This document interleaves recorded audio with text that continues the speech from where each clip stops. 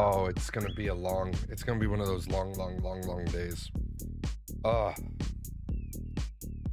It is horribly hot. It's the middle of a heat spree, which I'm never a big fan of. I'm never a big fan of the heat spree. I like to keep my house nice and cold. I just feel better when the temperature's low. My animals all know something's up because they saw us packing yesterday. So they're all sad. They saw the suitcases. Oh, hi. They saw the suitcases, so they're mad. We've got a couple of people coming over. We've got one person coming over to do the general care and feeding of the animals. And then we have another person coming over to just spend time with them during the day. So we basically have a cat cuddler coming a bunch of times. Person owns dogs and they want to spend time with cats. Hi. Are you going to try to say hi to the people? You want to do the show? You want to do the show? You'd probably be better at the show than some of our politicians. You would probably be better off than some of the political leadership we have. Granted, you'd spend the entire budget on kibble. So I don't even know. It's like there's so many places to start. There's so many places that we can jump into today. One of the most ridiculous things I'm seeing is this WNBA thing. And I was, I've got a bunch of videos because there's a lot of talking points, but we'll start with the WNBA. And people are like, oh, but the WNBA is not political. It's absolutely political. The WNBA thing is absolutely political. Let's dive right in. And we'll start with this one. Controversial take here, but WNBA players, professional athletes, should be paid a fair salary and not have to rely on playing basketball overseas in their off season, playing in unrivaled or other sports leagues just to make ends meet, even though they're great opportunities, or rely on marketing deals, which again, great that we're allowing them to have these brand deals. But when are we going to start paying them for what they're worth? These are women putting their... Okay, so the league minimum is $66,000 a year. I just want to put that out there. The league minimum, $66,079. Bodies, their lives, their blood, sweat, tears. Nobody's putting their lives on the line to play basketball. NBA players aren't. MLB, NHL, NFL. Nobody's putting their lines on the line. Maybe the NFL with the concussion thing. On the floor every day. These are women professional athletes. Their male counterparts are still making like 1,000 times more. And right now there's negotiations happening, and I still think they're lowballing them. Do better. Didn't somebody break it down that they would be owing the WNBA like $35,000 each? Yes, but let's do all the videos, right? Let's do all the videos. This is a sarcastic Anyone who one. argues that the WNBA doesn't deserve to make the same as the NBA is not speaking economics. They're purely broadcasting their deep-seated misogyny. So when you speak about revenue streams and when you get into numerical components and attendance and all those things, those are basically dog whistles, because when you go to the etymology of equality, it doesn't have to do with those sorts of numbers. It means under the perception of the wonderful Justin Trudeau and the God-given Kamala Harris, it just means equality, period. It means identical paychecks, period. Nothing else matters. Unfortunately, the first video that you saw from the woman is basically what this guy said sarcastically. People are confusing equity and equality, right? There is a mistake. Now, I'm going to show this one. The biggest villain of the WNBA. I'm going to show this one because it has a radical mistake in it. The biggest villain of the WNBA has been the one making players generate over $1 billion in revenue, but paying them. When did the WNBA generate $1 billion in revenue? the WNBA this year may generate $1 billion in revenue. The NBA subsidizes the WNBA to the tune of $15 million a year. So the NBA has paid over $420 million, right?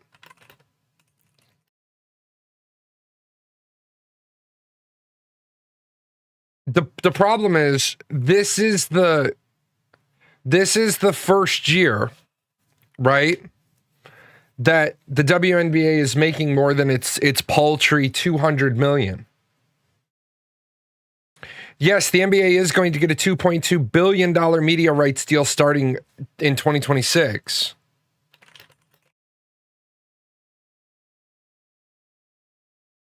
Except it's not, it's $2.2 billion over 11 years. Okay? So that puts the league at a secured $200 million a year, which is a great starting point. But you got to keep this in mind.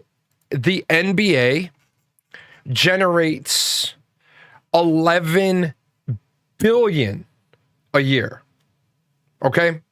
So the WNBA generates approximately 180 to 200 million. The NBA generates 11.3 billion. And this is what people aren't understanding. People are hearing this $2.2 billion TV deal, but it's not for one season. It's for 11 seasons. Only an $80,000 annual salary. At the WNBA All-Star Game, Caitlin Clark led all the players to wear Pay us what you owe us. They are paying you what they owe you. T-shirts with the message "Pay us what you owe us" to express their protest. The reason for such an extreme action was the long-standing exploitation of players by the WNBA league. To begin with, What long-term exploitation? The WNBA has an average attendance per game of 10,000 now that Caitlin Clark came in. Before Caitlin Clark, they were at an average attendance rate of 10,000. During COVID, they dropped like everybody else dropped. And then once COVID was over, they only recovered to average 7,000. There's WNBA tickets that are literally $3. You go up to the ticket gate to see the game. You can get seats for $3, $5, $11. Clark alone boosted the WNBA's revenue by 26.5 last year. Currently, the economic value that Clark has brought in is estimated to exceed $1 billion. Yet, now, Caitlin Clark has, sure, brought a lot of attention to the WNBA. But if you've been running at a loss for 20, 30 years, 29 years, then you can't just expect to get paid. The league itself. shockingly, this WNBA superstar's annual salary is less than $80,000, a figure that is severely mismatched with the value she has created. For comparison, Stephen Curry from the NBA earns $59.6 million a year, not including commissions and endorsements. However, WNBA's current president, Kathy Engelbert, sees no problem with paying players such low salaries. The labor agreement she proposed ensures that WNBA players... Okay. The WNBA runs at a $40 million loss a year, which means each player would have to give back $256,000. Yeah, the league needs multiple superstars. What happens to the league if Caitlin Clark gets injured? And she did get injured. And when she got injured, the Chicago Sky had moved to a larger facility for the games against the Indiana Fever. And as soon as Caitlin Clark was benched, Nobody came to the game. Only receive 9.3% of the league's total revenue, whereas NBA players get around 50% of the league's basketball-related income. Okay, again, yes, that is an absolute true statement. WNBA players get paid out of a pool of about 9.3% of the 180 to 200 million. The NBA players get 49 to 51% of $11.3 billion. I don't know how hard this is to grasp for people, right? The WNBA's full income is the pocket change of the NBA.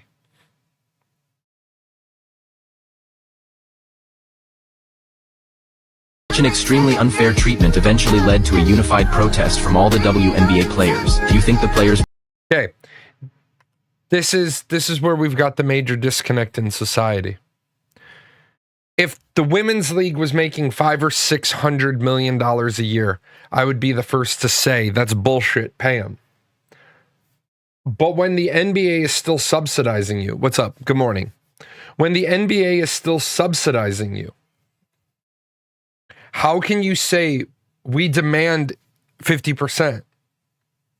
Go ahead, demand 50%. The team owners will just be like, no. Some of those team owners would probably be better off saying, we just won't have a team. The biggest villain of the... Here's the last one. Here's the guy that's going to make the same argument. Let me tell you what makes absolutely no sense. The WNBA will lose close to $50 million this year, but the players are demanding a pay raise. Can you believe that? Can you imagine your company losing $40 to $50 million this year and then going to your boss's office and going, I need a pay raise. If I get that raise, we might only lose 38. We might only lose 35 million. But, if you don't give me the raise, we might lose more. It's insane. But, over the weekend, a bunch of players, Caitlin Clark and a bunch of players wore pay us what you owe us t-shirts. So they're looking for more money. And I have to admit, though, the WNBA is surging in popularity. They had record attendance last year. Caitlin Clark, Angel Reese coming to the league in 2024 has generated a ton of excitement in the league.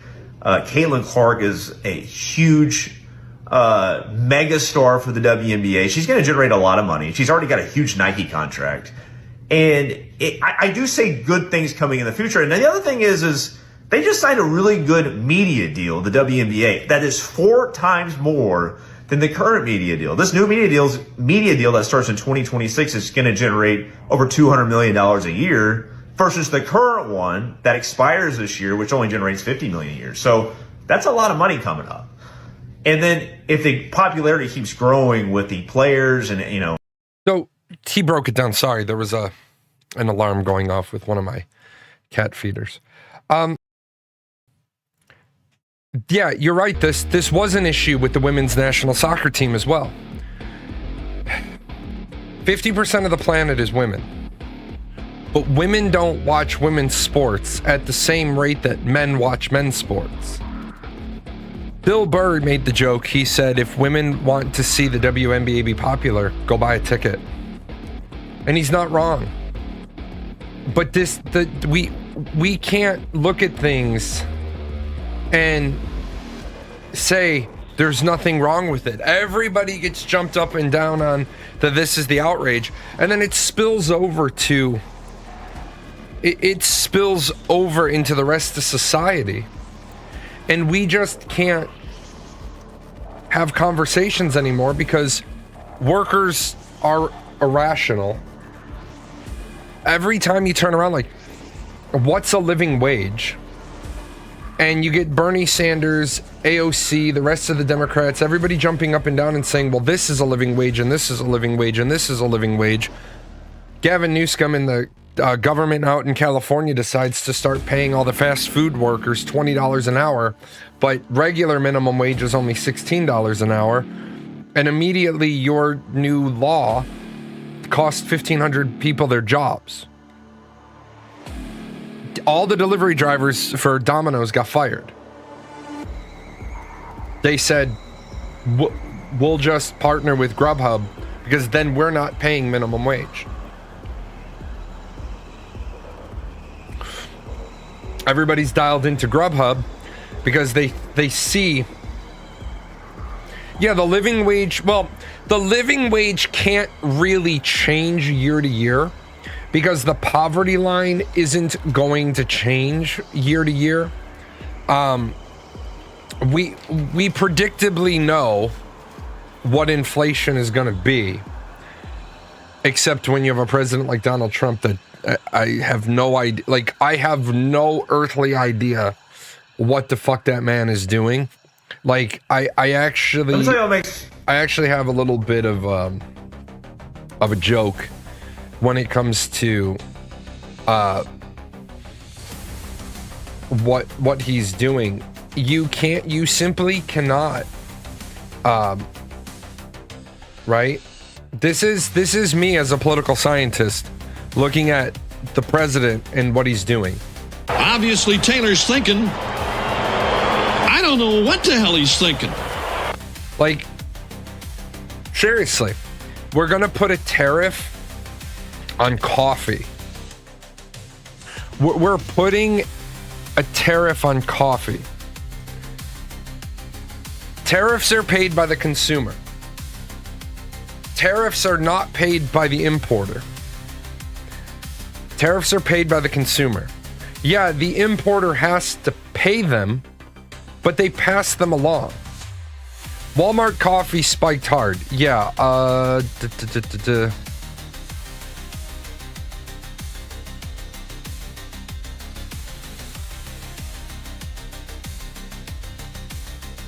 In response to Trump's tariffs, Walmart has increased prices by 51%.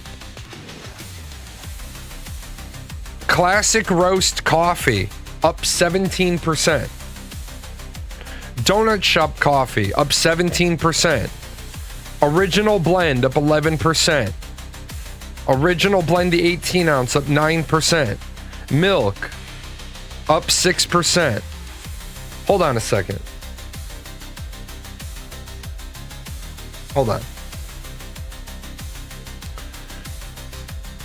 Walmart increased the cost of milk by 6%, but the majority of the milk they sell is sourced domestically. Yeah, just grow some coffee in Illinois. Don't worry, I pulled those stats too. I knew somebody would say that shit to me, so I already pulled it.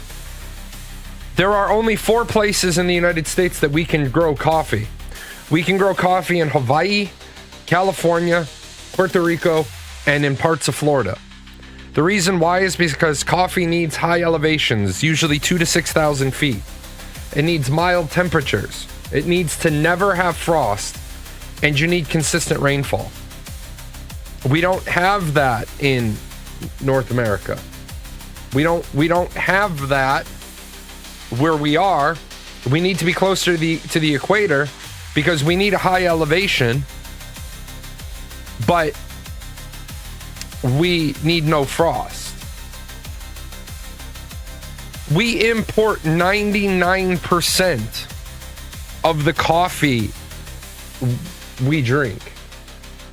And by putting, we have some coffee plantations in Hawaii and 3 other places, which amounts to 1% of the coffee that we consume. We can grow our own bananas. Less than 1% of the bananas consumed in the United States can we grow domestically. Going back to the living wage, what does that even include? Does it include crap like cakes, donuts, or sweets, or does it only include staples? It only includes staples. Your living wage is your existence wage. 4 walls and a roof, 3 hots and a cot. That's basically, you need that. You need to be able to pay for food, utilities, housing, but it leaves no money for luxuries. The problem is, people want to live in places they can't afford to live, They want to live a life that they can't afford at all, and yet everybody else is supposed to cater to that. I played the video the other day where the person said it's the taxpayer's responsibility to pay for my 5 kids. No, thank you. I don't want to pay for your 5 kids. I have kids. I'm willing to have the government pay for your kids when you lose them and when they go into foster care. And I will say, I've been faced with the argument, because as you know, I used to teach class for families to get reunited. I used to teach the domestic violence class. I can already tell from your title that you are MAGA. Joke's on you, my friend. I'm not. What is it about the title of my show today that makes you think I'm MAGA? And that's a serious question. Because the title of the show is Borders Wide Open, Homes Stolen, Men Watching the WNBA. What the hell happened to this country? So, in fact, what about anything that if you've been here for more than the 20 seconds, you would realize that I've literally been saying the tariffs are a stupid fucking idea. So if I was Make America Great Again, which I do believe in making America great again, but what part of what? Oh, the person didn't even stay. They literally rolled in and then left. This is the problem. If you show up to somebody and you judge me based on the title, then fuck off. Like, honestly, fuck right off. What part of Borders Wide Open, Homes Stolen, Men Watching? I want to remind people that the fucking the Men Watching WNBA followed by what the hell happened to our country could look rather negative. It could look rather negative, and that's fine. There's nothing wrong with it.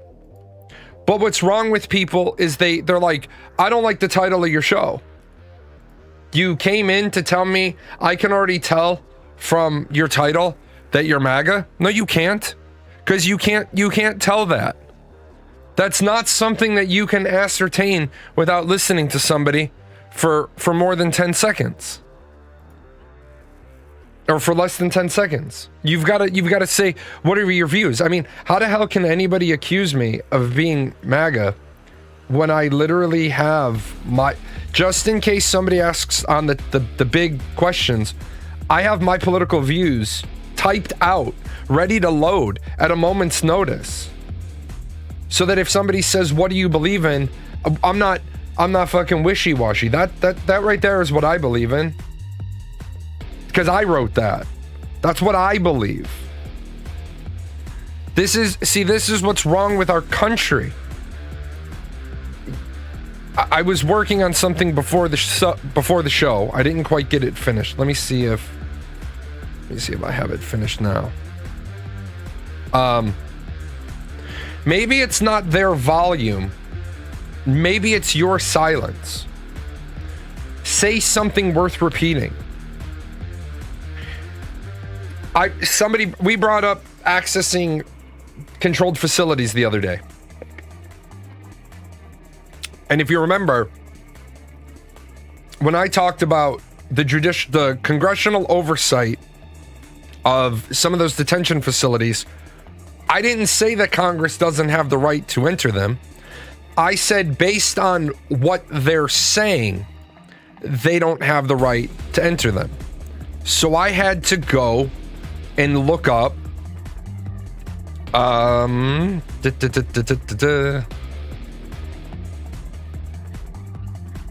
I had to look up Public Law 11847 because all I said is I don't know how it works at the ICE facilities, but I do know for Department of Defense facilities, they can't just roll up.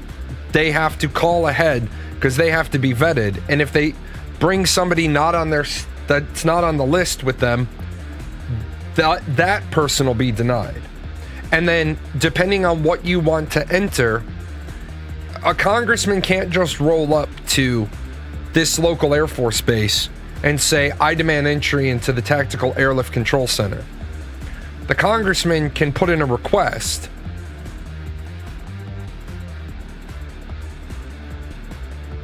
I'm not answering your question.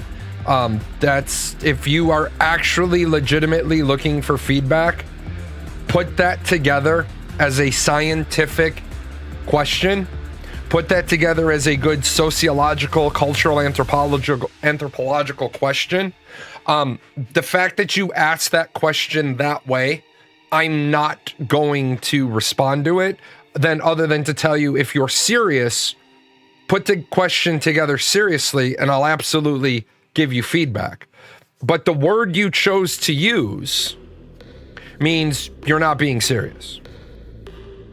But anyway, after the other show, I looked at the law. There you go. There's the question. Now you got it. You said it should be a simple question. Did Trump sexually assault minors? That's the way to ask it. If you want people to treat you seriously, ask the question that way. When you say, I'm just looking for a yes or no, though, you don't get to ask a question in someone else's house and then confine them to a yes or no. But the answer to your question is yes. Donald Trump, when he was running his beauty pageants, absolutely sexually assaulted minors. Now, some people are going to say, no, he didn't touch them. You're right, he didn't. But that's not the statute in New York about what sexual assault can be. Sexual assault can be invading privacy. He was notorious during his he was notorious for during his beauty pageants that he didn't respect the boundaries of the contestants. Right. What you're talking about, there's absolutely no proof, and that was moderated by Kick, not by me. But you'll see Twitch, only Twitch chats on my screen. Twitch, don't be angry.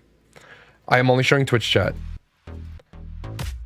You think he had a good time at Pleasure Island? If not, why was he there? Well, until you can show me proof that he was there. Because I've looked through all the crew manifest. I've looked through all the passenger manifests. I have never seen a manifest. And if you have it, I would love to see it. I would love to have that in my hands. I've seen the Epstein flight logs. I've seen all the way back to the late 80s, early 90s, mid 90s. I've seen Donald Trump catching a ride on Epstein's plane. I've never seen its destination, Epstein's Island. If you have that, if you have a link to it, feel free to share it. Those two in the late 80s, early 90s shared aircraft. The manifest includes people coming in with their private jets or just Epstein's planes. I've never seen, and you're absolutely right, they could have flown their own thing. That's not the only thing they shared. Right, but what you're doing right now is you started off saying, I'm doing a poll. And what you're doing now is you're kind of projecting. If you have evidence, give it to me. I'll show it on the stream. Right? If you have evidence, the evidence I've shown in the past is that I've never seen a flight with Epstein and Trump down to his island. Now, what Dram asked is, would that manifest include people coming in with their own private jets? No. What was released 6 years ago at this point, was only Epstein's flight logs.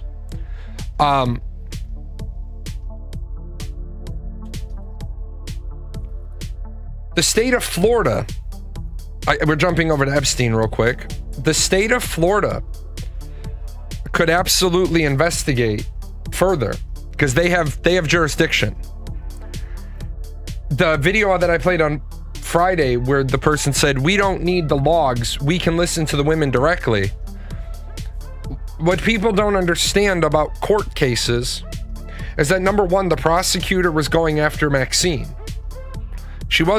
You can't go on a fishing expedition for two reasons. One, you're just not legally allowed to go on a fishing expedition because the defense is going to either A, objection, relevance, objection, relevance, objection, relevance, and they're all going to be sustained, and then the jury's going to hear that. The jury is going to hear the defense objecting and getting sustains, and then the jury's going to get confused as to what's going on. Or the other one is the defense is going to allow you to introduce all those other things, and then the defense is going to flip it on the prosecution and say, well, if there's all these other people, if this is all true and there's all these other people, why is nobody else a co-defendant? Why has nobody else been charged? And what you're doing is you're creating that reasonable doubt. If the witnesses, and I labeled off the witnesses on Friday, if the witnesses had more testimony to give about other people, why wouldn't the state of Florida have charged those other people? And again, none of this at all says I think he's innocent, because I don't. But it becomes a matter of, there's a really great movie, it's Law Abiding Citizen. Jamie Foxx's character, it's not what you know, it's what you can prove in court. We live in a great society that's also a fucked up society, but it's fucked up because it's great. And I've got another piece that I'll include later. Our system is designed to let 10 guilty people go free rather than one innocent person go to jail. I don't quite know anymore if that's the way we want the system set up, but we also have a terrible, terrible scenario where people are being overcharged so they take a plea bargain, which is also, it's a terrible way to be doing your law enforcement, because what it is it's we're just going to keep you in court, in the process, for years and years and years and years and years. It's like everybody currently complaining right now, and I it's funny. It's tragic, but it's comical. The Democrats are upset right now because ICE is deporting people, but the Immigration Reform and Immigration Responsibility Act was signed into law by a Democrat. And that's the piece that they forget about. Bill Clinton in 1996 signed the law that allows deportation without a judicial hearing through the process called expedited removal. And every single president has used it. ICE has been using that for 20 years. 30 years? Shit, I'm old. And people didn't have a problem with it until Donald Trump. Why? Because Donald Trump tells you what he's going to do, and then he does it, even if it's not the best idea. You had a question about this Epstein stuff. I've seen they wanted to talk to Maxwell about the list and have her testify that there's not a list in exchange to release her from prison, which is kind of crazy because she participated in child trafficking. Why would they release her? Well, the reason why they would release her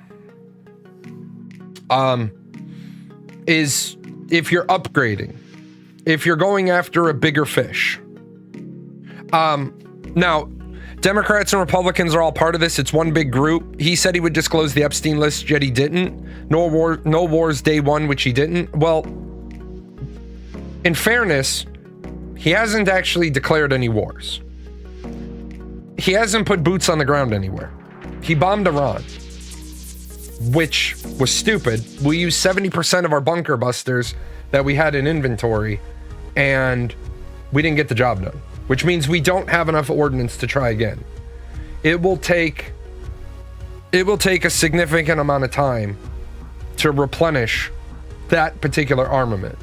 That particular armament isn't like, we don't turn the factory on and make those in like 2 days. Yeah, Alan Dershowitz said there was a list, but it's currently sealed and he's bound by court order to not say anything.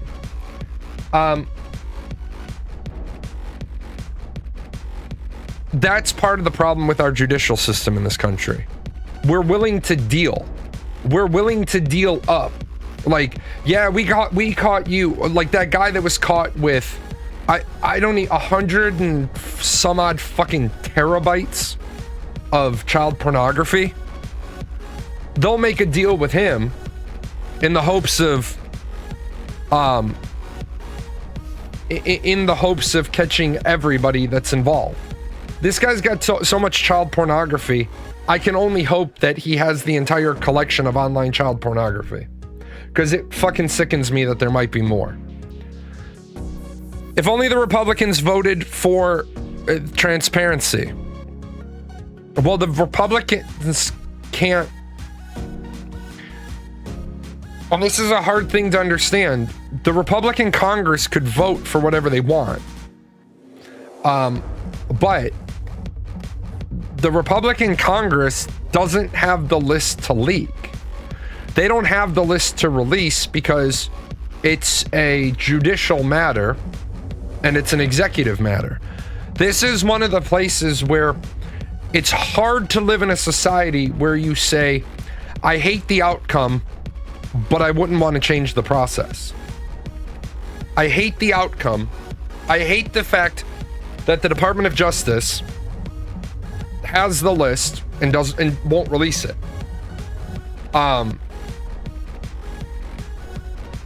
I hate the fact that the Biden administration could have released it and they didn't. Why was there only one Republican that voted for HR 185? Well,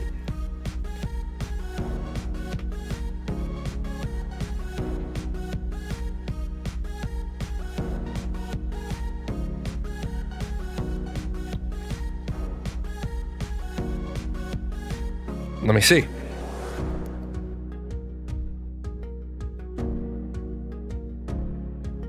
HR 185 establishes or modifies various federal programs and requirements, including those related to retirement accounts, penalties, and certain sex offenses, foreign investments and ownerships, and appropriation.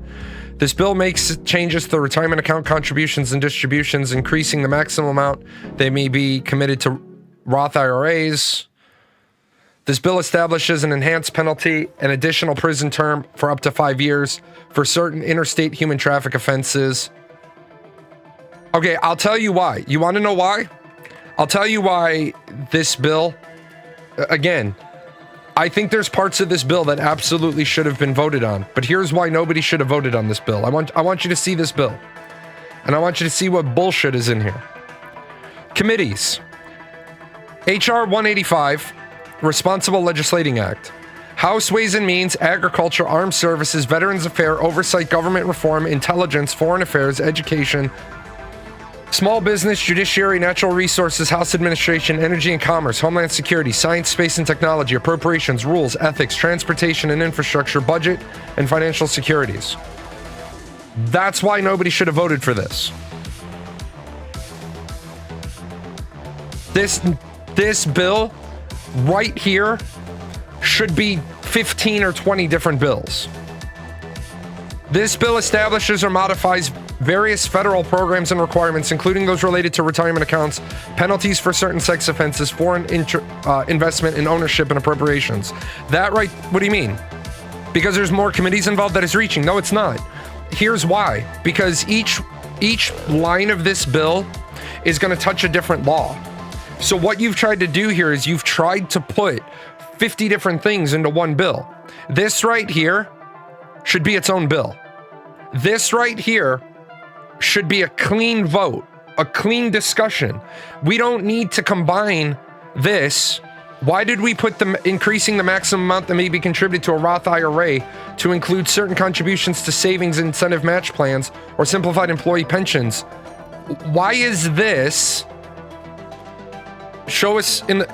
I am in the bill. What the fuck? Dude, what the fuck are you on about? I'm in the actual fucking bill. This isn't an article. This is the fucking bill. Like, what are you on about? So this right here, what does increasing how much money people can put into their Roth IRA have anything click my link? No. Why would I click your link? Here, I'll tell you what. I'm on congress.gov. You said HR 185.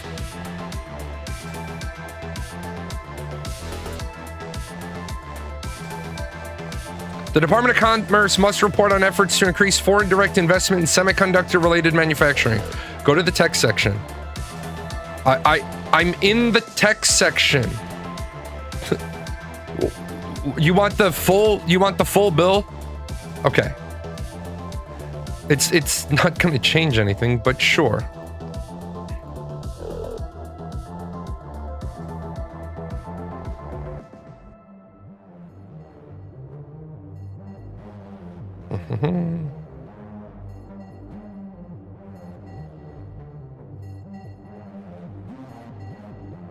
Where's the full text? What the fuck did I hit?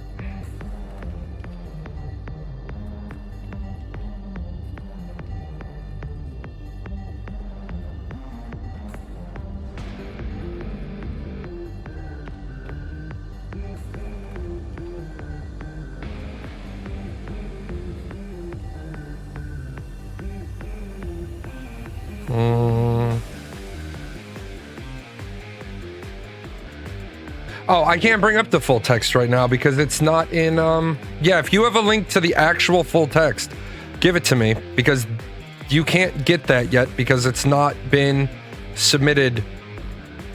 It's in your link. Where is the full bill text? I'm just seeing all the actions. I'm not seeing the full text because there's not a finalized bill.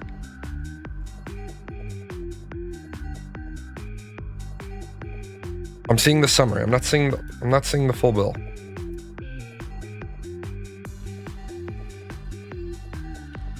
Bill summary. Yeah, where is it? If shoot me the link back with the full text. Cuz I'm not seeing the full text. I know it's the same link. Go to the top where it says, because you'll be in the full bill, because that's what I'm in right now. I'm not seeing it, is what I'm telling you. I'm not seeing. Oh, there it is. That's why I was zoomed in. My apologies. I was zoomed in there. I needed to come out one. It was right there. That's why I wasn't seeing it. Okay, so what part? Which part do you want to look at? Because this is a really, this is my problem with it. Where you said my problem with it, that's my problem with it. That's how long the bill is. Control F. What part do you want me to Control F? That's my point. What do you want to see? Which piece? Because my problem with this is right here. You asked me what the problem was. Why nobody should have voted for it. Education for separating members of the armed forces regarding registered apprenticeships. Livestock mandatory reporting extension. Can you tell me why we're passing a single bill that livestock and armed forces should ever be in the same bill? That's why we can't get anything done. We can't get anything done in our government because these two you're like, because your original thing was that's reaching because there were multiple committees involved. Livestock shouldn't have anything to do with the armed forces, right? Retirement for certain employees should be its own thing because that's a procedural thing, right? The only multiple committees you should have if you're talking about government employees. We come down here to why the hell would Democrats do this? They shouldn't. They shouldn't do this. But the problem is this is a current year bill. The Democrats aren't needed. The Democrats are not needed for this. Expanding automatic enrollment in retirement plans. Right? The Democrats aren't needed. Right now, if the Republican Party was strong, they would be passing bills left and right. But they're not. Because the Republican Party is fractured. You've got the MAGA bloc inside of the Republican Party, and you've got the Republicans against Trump. I think they need a better name, but there's two factions inside of the Republican Party. But we should never have bills that come out of 15 different committees. Because what we're doing is we're horse trading. I don't really care about 5 of these issues. It doesn't affect me one way or the other, but I vote for it because it affects me in like the one tiny little thing. I've got a lot of ranchers, and the changes to livestock are good for my constituents, so I vote for it, even though the rest of the bill kind of sucks. We don't vote things up and down for what they are. We vote them up and down for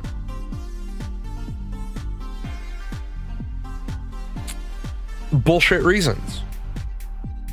The Democrats, to loop it back around though, when was Epstein put on trial? When did Epstein first get arrested? Jeffrey Epstein was first arrested in 2005, and he died in a New York jail cell in 2019, right? Donald Trump was president in 2019 when Jeffrey Epstein died. He could have released the Epstein files then.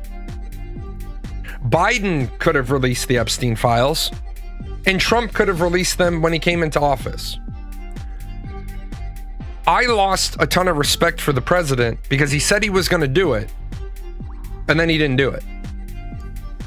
But I lost a lot of respect for my country last election because out of 535 legislators, 50 governors, the best we could do was Kamala Harris versus Donald Trump. That's the best we could do. Kamala Harris versus Donald Trump. We might as well get rid of primaries. The Democrats proved last election cycle primaries are pointless. They can just go against them. They can go around them. As a Canadian, I have no respect for America anymore. Left and right is full of, well, you gotta, if you want people to treat you seriously, get rid of that word. Get rid of that word. Just use the word abusers. But guess what? The last word you used. Get rid of that word. It's a childish word. If you take something as serious as abuse, why am I so afraid to say it? Because it's a stupid, childish word. Because it lessens it. It cheapens it. It cheapens it. You're an abuser. They are an abuser. Epstein and Maxwell, they are abusers. Donald Trump walking into 9-year-olds' dressing rooms. That's an abuser. That lack of respect for boundaries. Are primaries actually part of Constitution law, or is it party tradition? Well, they're not part of the Constitution. Yeah, it makes it a joke. That's exactly what it does.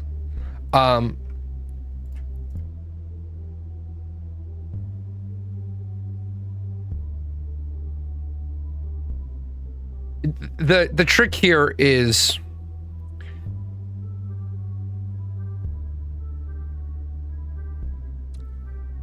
because the people were beginning, about the idea of primaries, the people were beginning to understand that they're not a democracy. Remember, you ask the average American, the average Westerner, because there are no democracies. There are no democracies. There's democratic republics, or there's representational governments. People were starting to figure out that they're not in a democracy. You want people to believe they're in a democracy. And so in the 1840s, in order to make sure that the caucus picked the person that the people actually wanted, they started doing primaries. Because America is not the 1930s Germany. I'm sorry. If you're gonna spout bullshit, how do you figure America is the 1930s Germany? America has more rights right now than multiple countries do as far as freedom of speech. We're not going to go into La La Land. Okay? Am I sure about that? I'm absolutely sure about it. Here, ready? I already had this. This was already ready to go. It doesn't have laws against hate speech. Now, I was shocked. I only found this out recently, and I was really shocked that there are no laws against hate speech, because we have it here in the UK and all of Europe, and I think Canada, Australia, some places in Africa, China, even Russia to a certain extent. There are many places, India, there are many places in the world that have laws against hate speech, but that doesn't infringe on freedom of speech, at least. There are countries that have laws against hate speech, but that doesn't infringe upon freedom of speech. Yes, it does. It absolutely does. And I'm not advocating for hate speech. But what I'm saying is you cannot simultaneously say we have laws against a certain type of speech, but we have freedom of speech. You have limited freedom of speech. As soon as a governmental body can decide what you can and cannot say, you have permitted speech, not freedom of speech. At least for us. And we all have freedom of speech, but hate speech is not freedom of speech. That's something completely different. Freedom of speech, we all know what freedom of speech is. You can say whatever you want, you can just be yourself. Whereas freedom of speech is that I can be myself and say whatever I want. But, so as we all know, in a sentence, everything before the word but is a lie. Hate speech attacks, and it goes against freedom of speech because it's used to attack usually race or sexual orientation or sex or culture. And culture. That's interesting that you threw culture on there. Of course, that isn't the same as freedom of speech. What do you mean it's not the same as freedom of speech? Being able to say horrible and hateful things to people and bully them into a point where they'll either, feel really bad or worse, or maybe incite violence. Why would you allow something like that? It makes no sense. Because that's called freedom of speech. So yeah, hate speech is one thing. Freedom of speech, I love having. And yeah, so we do have laws against hate speech. And this came about with people commenting on my profiles. Oh, people get locked up in the UK now for anything they say. No, we don't. No, we do not. Except in the UK, wasn't a man arrested for praying within a narrow enough amount of feet of a abortion clinic? We have freedom of speech here in the UK, but we don't abide hate speech, which is totally different. So yeah. America has by far the most incarcerated. You're right, we do. And not for hate, not for freedom of speech. So we do have freedom of speech, as do many countries in the world. Really shocked that the US doesn't. And yeah, so from my point of view, freedom of speech and hate speech are two very different things. One is being able to express yourself as yourself, and the other one is to incite hate. So one of those is being able to express yourself as yourself, as long as you don't disagree with it. So as long as you don't disagree with what I say. It's like the other day when I brought up the idea that if burning the American flag isn't hate speech against America, then burning a LGBTQ banner can't be hate speech because it doesn't represent a country. It represents a group of people. One is a flag, one is a banner. You cannot burn flags in other countries. You cannot burn flags in other countries. The First Amendment protects most speech. America, the United States of America, has the most lax First Amendment freedom of speech on the planet. The only thing that's not protected by America First Amendment is true threats. That's not freedom of speech. Incitement to imminent lawless action. where you tell people to break windows and loot, harassment and intimidation, and fighting words. But fighting words is fallen off. They very rarely prosecute you for fighting words anymore. You are allowed to be racist, sexist, homophobic, transphobic in public. You're allowed to protest with offensive signs, wearing offensive symbols. You can't wear the Nazi Party armband in Germany. You will go to jail. You can do it in America. You're allowed to publish articles, post videos, write blogs, expressing discriminatory views. You're allowed to do that. You're not allowed to threaten a particular person or a group of people with violence. You're not allowed to target an individual. You're not allowed to incite a riot. And then people say, how can you say that you have freedom of speech if you don't, if you allow hate speech?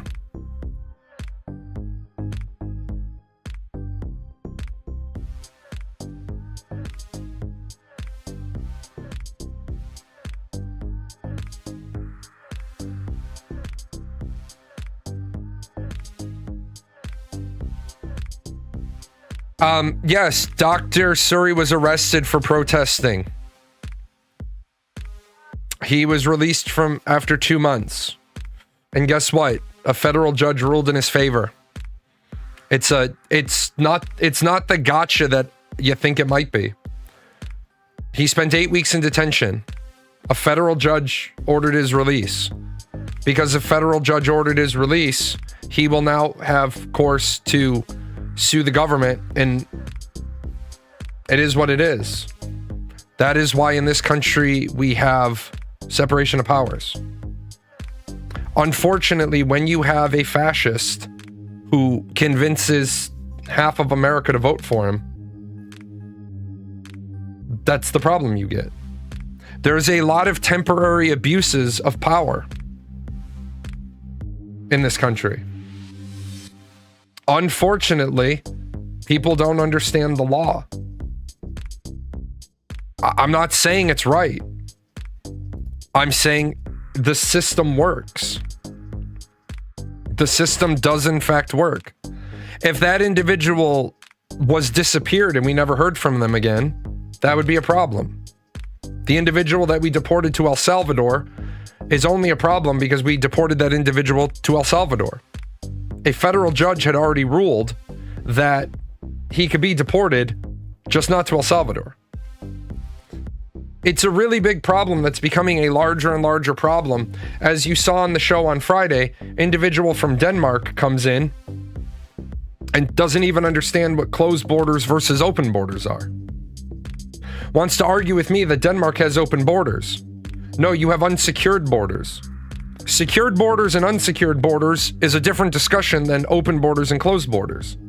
What happens if you go to Denmark and you stay there longer than you're supposed to? They put you in a detention center. And to the massive surprise of the person that was here on Friday, their country has more than one detention center. In America, our local law enforcement cannot make deliveries to ICE. They hold you. If there's a detainer for you, they hold you, they turn you over to ICE. In other countries, the local police take you to the immigration center because you don't have a separate federal versus state system. I'm not saying it's good. I'm not saying it's bad. These are just facts. This is just how it is. I saw that AOC got arrested. And she put her hands behind her back. Do I have that video? Thought I had that video. I guess I don't have that video up. She put her hands behind her back in such a way to make it look like she had handcuffs on. Oh, here it is. Alexandra Ocasio-Cortez, others were arrested at abortion rights protest. Some people on social media claim that she was pretending to be arrested because she wasn't handcuffed. That's not true. On the same day, photos including a viral tweet appeared to show police officers leading her away from the protest, her hands behind her back, but did not appear to be handcuffed. I have a really big question for her. If you're the government, because you're the legislative branch, because you are, who exactly, where exactly are you protesting, and for what reason? Like, other than to make a statement, what are you protesting? What's the gotcha here, right? Because, and again, remember, you have to understand what the framers' intention with the First Amendment was. The framers' intention with the First Amendment was to not deny the right of the people to peaceably assemble to ask for a redress of grievances from their government. And then somebody decided that a comma meant something different. And so now they say that you have the right to protest and you have the right to ask your government for a redress of grievances. Why was she led away from the protest if she has the right to speak and assemble?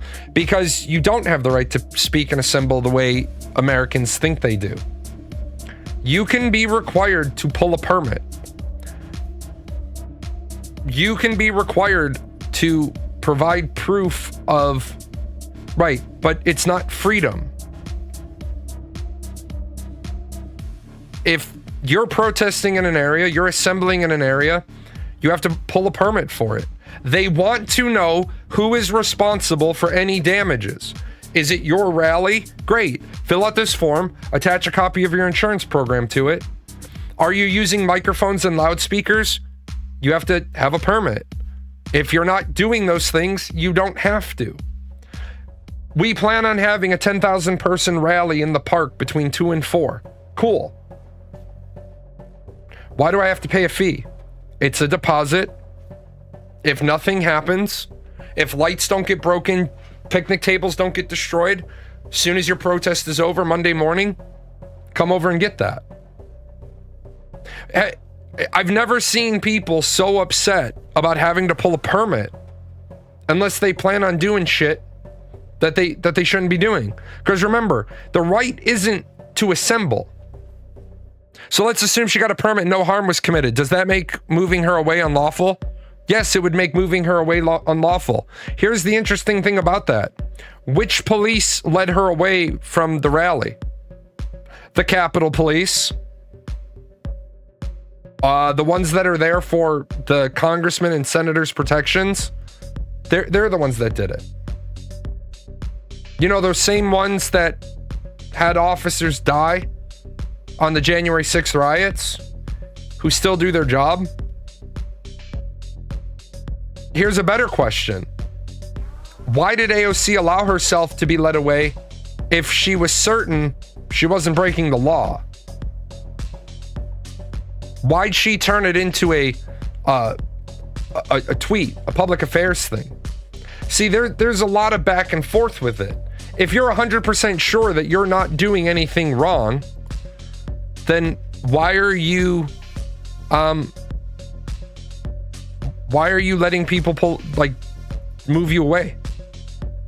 Because if I was 100% correct in what I was doing, no one would be dragging me away. No one would be moving me away. Prove that the police is corrupt or something? I mean, she went with them. She followed a lawful order. So why would she do that?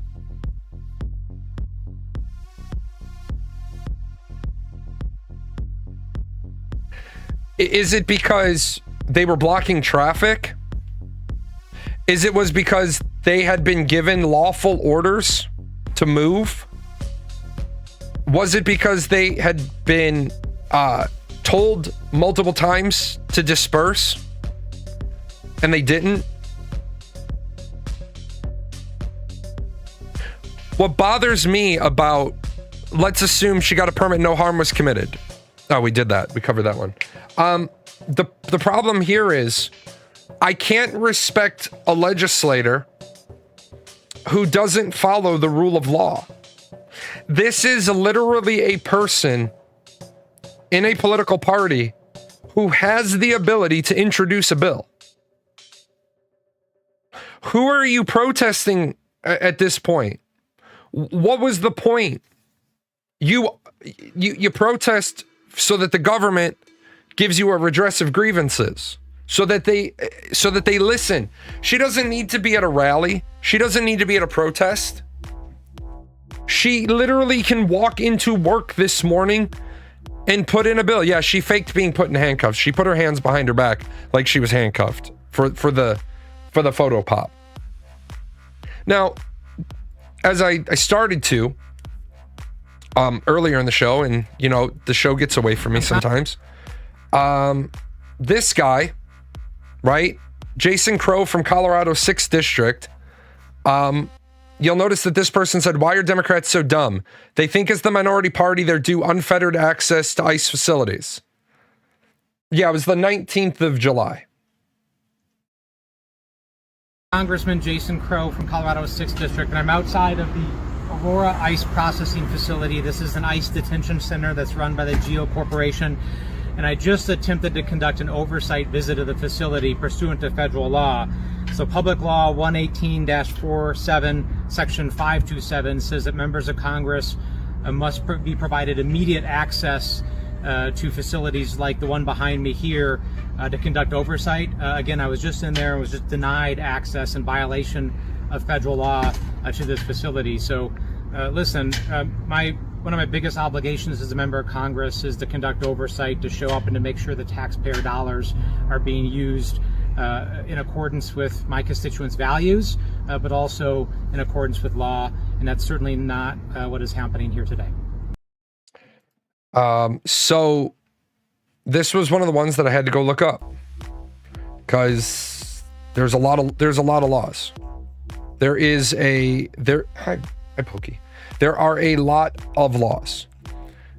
So I had to dig through, and this is where what I was asked, like, why we have bad laws.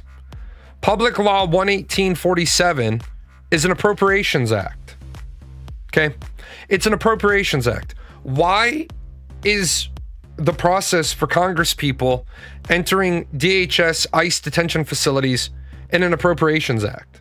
This is my problem with how we pass our laws. We need to pass a law, instead of burying it in Section 527, we need to have a law that says the operation of Department of Homeland Security, Immigration Customs Enforcement detention facilities. And all we have to do is go through all the laws where we've put all those things, pull out the appropriate sections, roll them all into one law and say these things already exist in the law. So we're going to pull them out and put them into an applicable law. Yes, after reading it, Section 527 does say members of Congress have authority to conduct oversight visits without interference. No funds appropriated or otherwise made available to DHS may be used to prevent any person from entering ICE facilities for the purpose of conducting oversight. When I dug into it, it's Section 527E. None of the funds appropriated or otherwise made available to the Department of Homeland Security by this act may be used to prevent any person, including a member of Congress, from entering for the purpose of conducting oversight any facilitated operated by or for the Department of Homeland Security. Because one of my questions was, well, they said GeoCorp was running that facility. So does GeoCorp have to comply? And they do, because it's in the bill. I have a better question. That better question is, why are we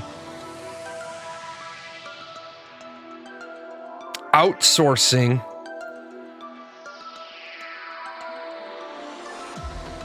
immigration customs enforcement? Why are we doing that? As far as it looked like the article you showed was from 3 years ago. Friday, July 15th. Oh, yeah, The one that I showed you, you're right. I should have closed out that one. That one was wrong.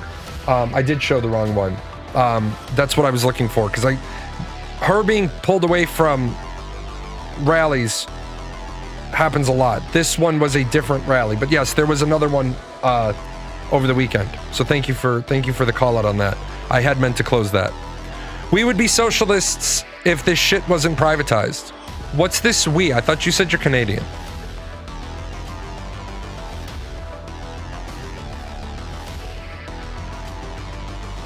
I'm just asking.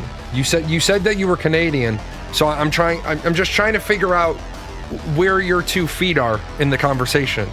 Are you a Canadian living in America? Are you a Canadian American dual citizen? Because if I don't know where your feet are on the board, I don't know your perspective. I would be fine with the horse trading if they were at least voted on as clean bills, but the fact they pollute bills with a bunch of riders is the worst. Yeah, I agree with you. Is it further defined what compromises oversight and if there's anything that says immediate? Yeah, the word immediate is in there because, well, kind of. There's a section that specifies when immediate access is not to be given. If they're currently in a lockdown, then obviously nobody's coming in, nobody's coming out. But yeah, there's a list, and I have so many I was digging in earlier. But for the most part, unless there's an operational necessity to not grant immediate access, you have to give immediate access. Yeah, because it specifically states members of Congress can conduct unannounced inspections. And then 527B, nothing in this section requires a member of Congress to provide prior notice of intent to enter such a facility for oversight purposes. Now, again, what an oversight, yeah, we don't clearly define what oversight is. In my interpretation, oversight means a walking tour of the facility, but it doesn't. Oversight would not allow you to talk to individual detainees. But oversight would be, hey, I'm going to walk the whole facility and I want to see day-to-day operation. Now, again, I'll put a caveat on that. I know what oversight looks like from the military point of view. I don't know if... I do not know if DHS follows the same definitions. I would imagine they do not. Like, when you're in the military and somebody from the IG's office shows up, Inspector General, they have the all access pass.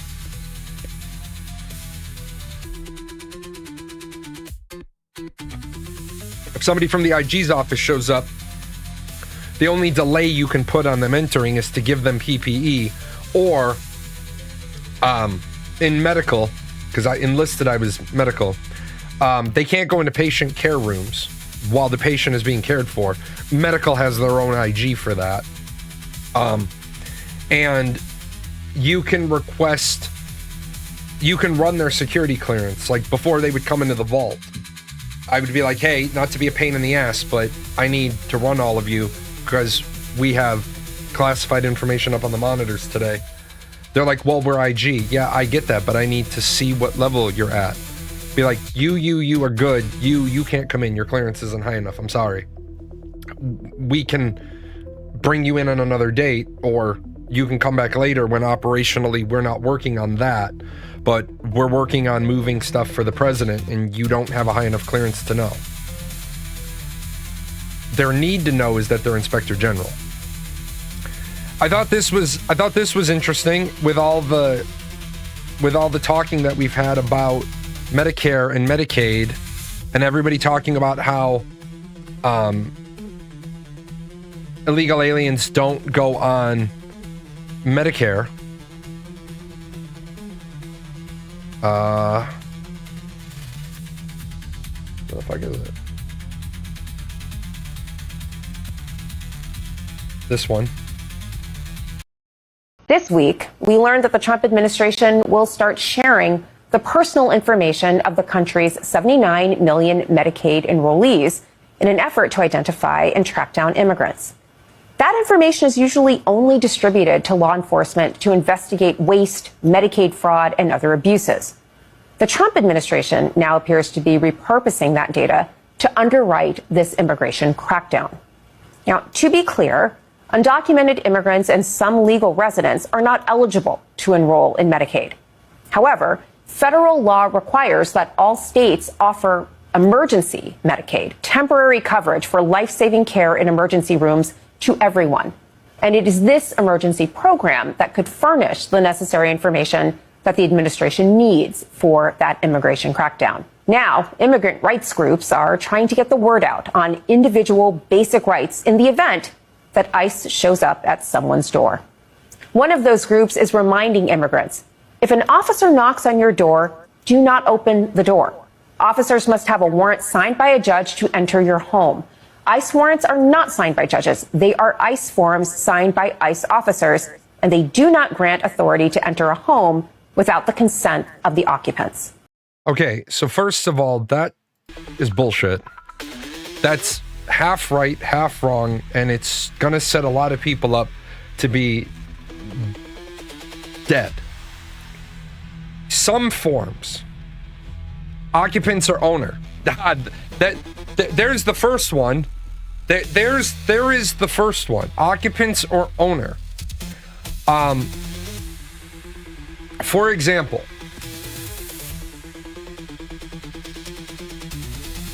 I'm going to be gone next week. If the police showed up at my door while one of my cat sitters were coming in and out and said, well, you need to give us entry to the house. My cat sitters don't have the legal authority to grant permission. Their authority is very specific, and it's one of those things you got to cover yourself to cover yourself. Your authority to enter your permission to enter my home is for the sole purpose of the care and feeding of my animals and no other reason. Not that I give a shit. I mean, I don't necessarily want the police in my house, but I don't give a shit. I mean, you're not going to find anything illegal, so I'm not worried about it. But where you're telling people that ICE forms are forms signed by ICE officers, final order of removals are signed by judges.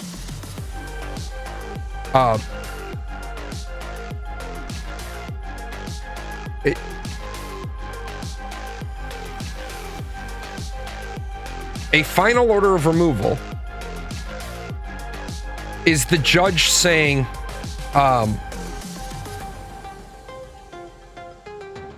I've heard your case, I've listened to it, I've weighed, I've considered, and I've decided that you don't need to be in the country anymore.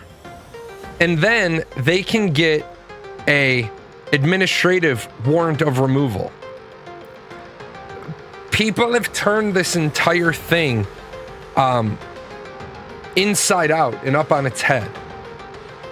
We're literally confusing the shit out of people. And it all goes back to a law from 1996. If ICE goes into a restaurant and they detain everybody, they have every right, that's their job. Their job is to determine status of all the people there. Now, it would be great if we would actually do smart things, like if ICE has an arrest warrant for a guy who works in the kitchen at a restaurant, and they go in and they detain everybody, and they find 6 illegal immigrants working there. What would fucking solve the problem is if they turned around and they grabbed the restaurant owner, arrested him, and charged him with 5 counts of unlawful employment. But everybody gets it into their head that all these ICE agents are running around and they don't have warrants. They do have warrants. They do have warrants. Administrative warrants are different than judicial warrants.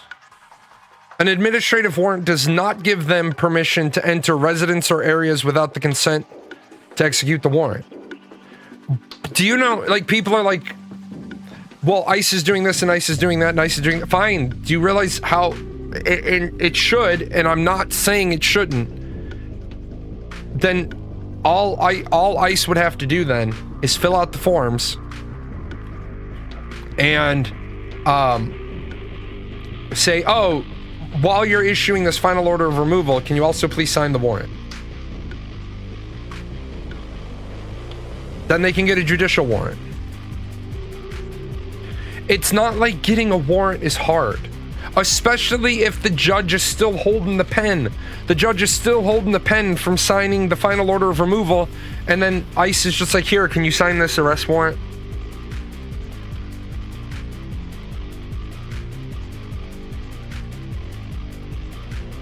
I don't know why we're trying to make things more complicated than they need to be. They just did that in Arizona, arrested someone for hiring illegals and also put labor crimes on them for paying them unfairly. Good, that's what should happen. I'm glad it's working. But what I thought was funny is Illinois is among 3 Democratic-led states to roll back Medicaid access for people lacking permanent legal status. Okay, so I get it. I'm a human being. I get it. We have a hospital, right? And this person doesn't have papers. And they get hit by a bus. And they're having a shitty day. And they get taken to the emergency room and they can't pay. Why was the idea that the best way to treat undocumented individuals to put them on Medicaid? Right? Where did we get the idea that this would be the best thing to do? The best thing to do would have been for the hospital to treat them and then acknowledge we have this bill that we're going to send to the state because the state is going to send a bill to the federal government because the law says life, limb, and eyesight, hospitals must treat you. The ER must treat you for stabilization of trauma to preserve life, limb, and eyesight. For 20 years, Maria would call her sister, a nurse in Mexico, for advice on how to manage her asthma. She didn't have legal status, so she couldn't get health insurance and skipped routine exams, relying instead on home remedies. Things changed in recent years when a handful of Democratic-led states, including Illinois, opened up their health insurance program to low-income immigrants regardless of the legal status. Her and her husband signed up the day the program began. At least 7 states and District of Columbia have offered coverage for immigrants since mostly 2020. The programs cost way more than officials had projected at the time, when states are facing multi-billion-dollar deficits now and in the future. In Illinois, adult immigrants aged 42 to 64 without legal status have lost their health care to save an estimated $404 million. All adult immigrants in Minnesota no longer have access to the state program, saving $57 million. In California, no one will automatically lose coverage, but new enrollments for adults will stop in 2026 to save more than $3 billion.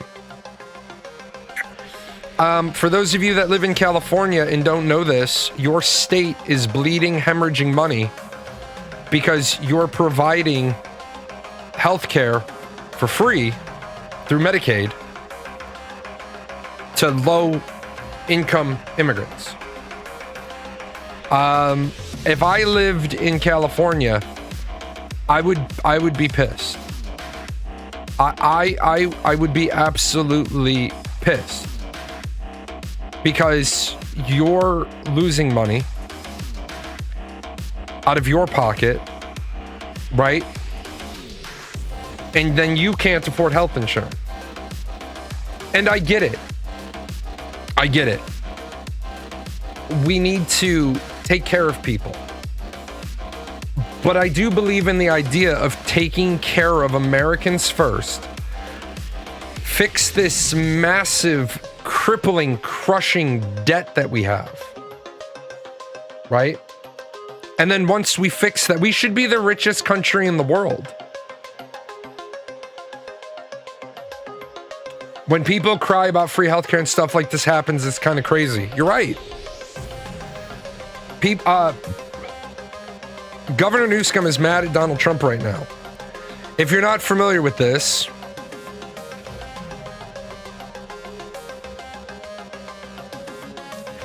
California sues the Trump administration over $4 billion cut to high-speed rail. California is suing the Trump administration for pulling $4 billion in federal funding from its high-speed rail project, claiming the decision is both illegal and politically motivated. The legal challenge makes a sharp escalation in the standoff of the state's Central Valley line, a delayed but still active attempt to build America's first true high-speed railroad. This project is years and years and years overrun. The budget for this project is now over $100 billion. And yet people are making it out to be like this idea was great. Look, it's an awesome idea to have high-speed rail. I'm not trying to say that it's not.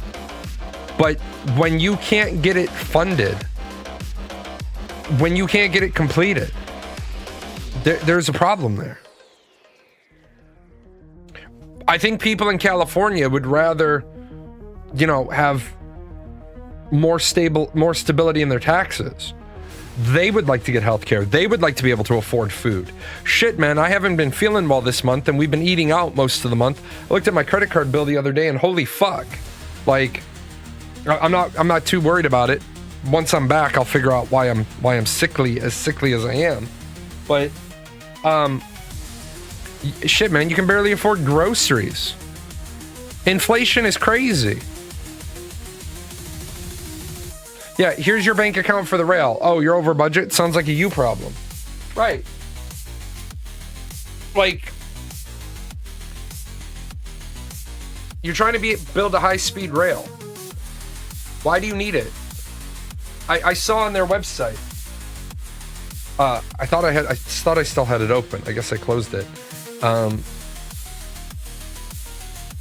They do this whole thing where, yeah, over 15,000 high-quality jobs created, 171 miles under design, with 119 of that in active construction, engaging in more than 900 small businesses, 22 billion in economic impact. An American in the politics section. God help us. How do you know I'm American? Why are you guessing? Maybe I'm an Irishman living in America that likes to talk about American politics. My problem here is engaging more than 900 small businesses, 22 billion in economic impact. You talk like John Cena. No, I don't. Why are we always worried about? Why are we always focusing on engaging small businesses into the equation? Why aren't we worried about getting it done? The total cost of the California high-speed rail is in the hundreds of billions, right? It originally was approved on a $9 billion with a total estimated project cost of $33 billion for an 800-mile system connecting Los Angeles and San Francisco. The full system will now be as much as $135 billion. Okay. So, because of $135 billion cost, you're happy about a $22 billion impact. And this is where you have to listen to people speak and kind of turn your head sideways and say, does that make sense from your perspective? Like, you're mad California is suing the Trump administration because they're having $4 billion pulled out. Your original estimate was that it was going to take $9 billion to build, which, for some compare and contrast, Epic Universe just cost NBC Universal $8.8 billion to build. An amusement park cost $8.8 billion, and you thought that you were going to build a high-speed rail. Which was also funny, though. They decided to have elevated stations in Bakersfield, which added $4 billion to the project. Yeah, you could pay a bunch of businesses $32 billion to dig holes and employ all those workers. Result would be nearly the same. And this is where the problem is. 16 years later, and $15 billion. Okay?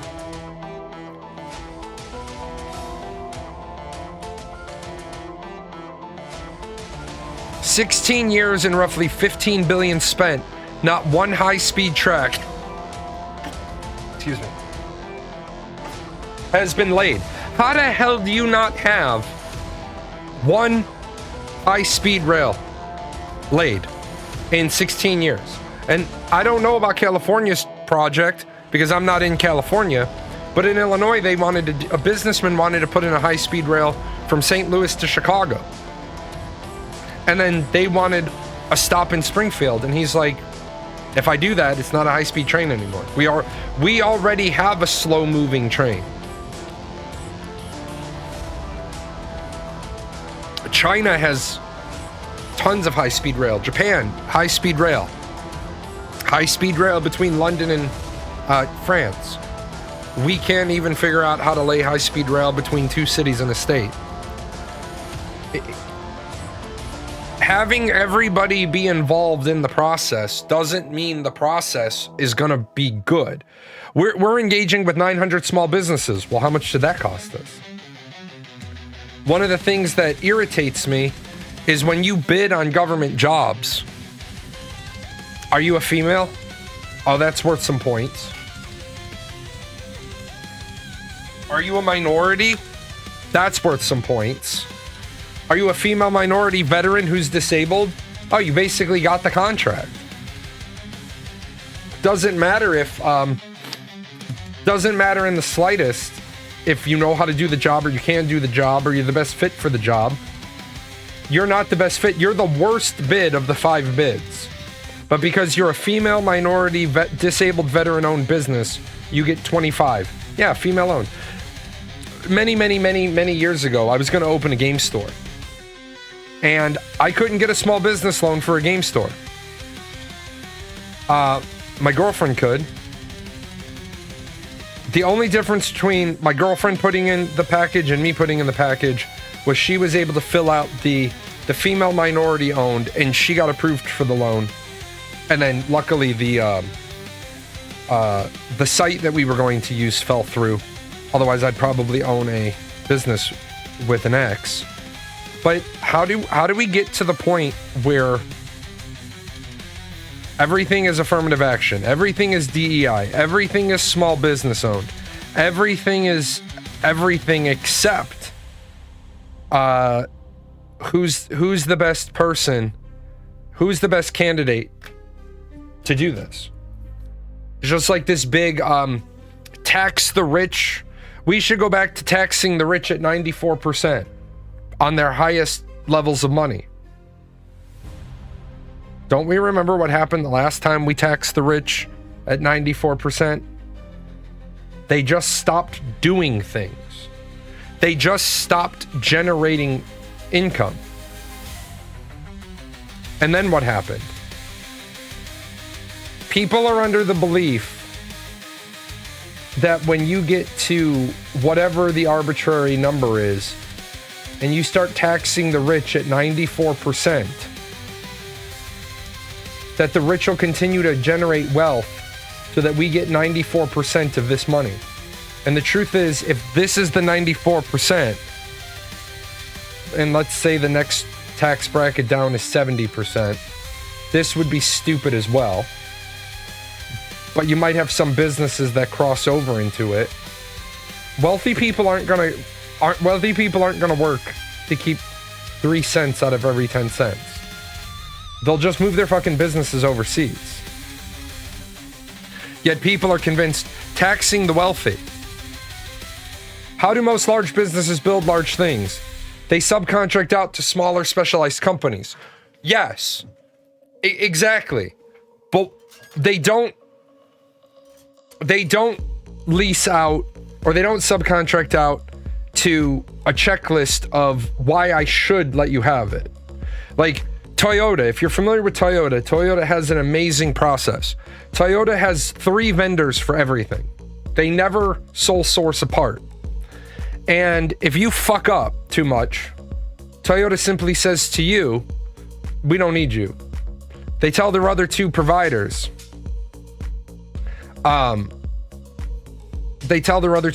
increase your output. Not just taxing the rich, but also restrictions on huge companies, and the rich will still produce. Rules could be put in place so they can't move overseas. No, you're absolutely wrong. Let me help you out with that. That it wouldn't work that way. It would work that way for exactly 1 year. First of all, you can't tell people that they can't move overseas. They will produce because we buy. Not if you're taxing them at 94%, they won't. If you're taking 94, if you're taking 94 cents out of every dollar they make in taxes, they're not making a profit. So it no longer behooves them to do that. They won't do it. Yeah, Grumpy Old Man, I agree with you. If you're a vendor and you make a component part to a process, then the rail line doesn't need to worry about engaging the small business. The small business will get engaged because that's what they do. We don't need to make a dog and pony show out of, oh, we're working with 900 small businesses. Okay, and? Are they the best vendor for the product? That's all I want. Are they the cheapest with the lowest failure rate? That's all I care about. See, Alice, the problem with what you said, though, taxing the rich at 94%. Why these high taxes mean rich, the tax really yeah, we had taxes in our past of 70, 80, 90%. And we already know what happens.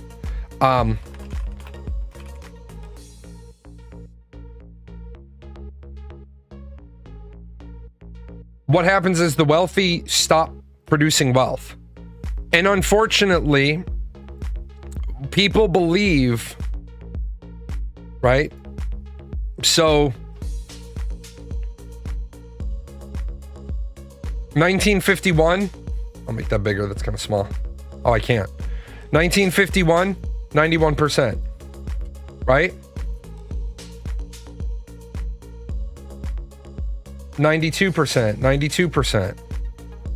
And then with capital gains, there's 94% back in 1944. The problem is taxing the top of the food chain. At this, we did that for years. 1, 2, 3, 4, 5, 6, 7, 8, 9, 10, 11, 12, 13. 13 years we did that. Did it fix the problem? No. We had 70% taxes, 77% taxes. It doesn't fix the problem. Taxing the rich, people's belief is this. This is where the flaw in economic theory is. So you've got these 4 people, and this person is ultra rich, and these people are varying degrees of not rich. People's belief is that if we drew a line right here and we taxed at 90%, that what would happen is that this cut of money would no longer be made by the poor people,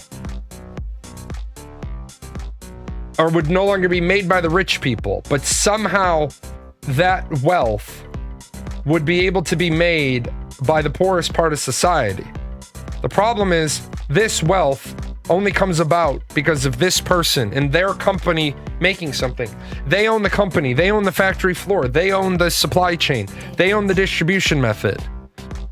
If you're going to tax them at 90% on every dollar they make over that dollar, then they'll only produce up to that dollar, and then they'll slow down the factory. So they'll let people go, or they'll throttle hours. Or this guy over here who works for this guy's factory will go down from 40 hours a week to 32 hours a week. See, I get that overall trickle-down economics doesn't work the way people want it to work, but it works. It works on the business side. It doesn't work so much on the private sector. Now, you said make it so they actually pay their taxes and can't show zero income on $1 billion income source. Why? Why does everybody say this? Why is this always what people say? The bank loans Elon Musk $44 billion so he can buy Twitter.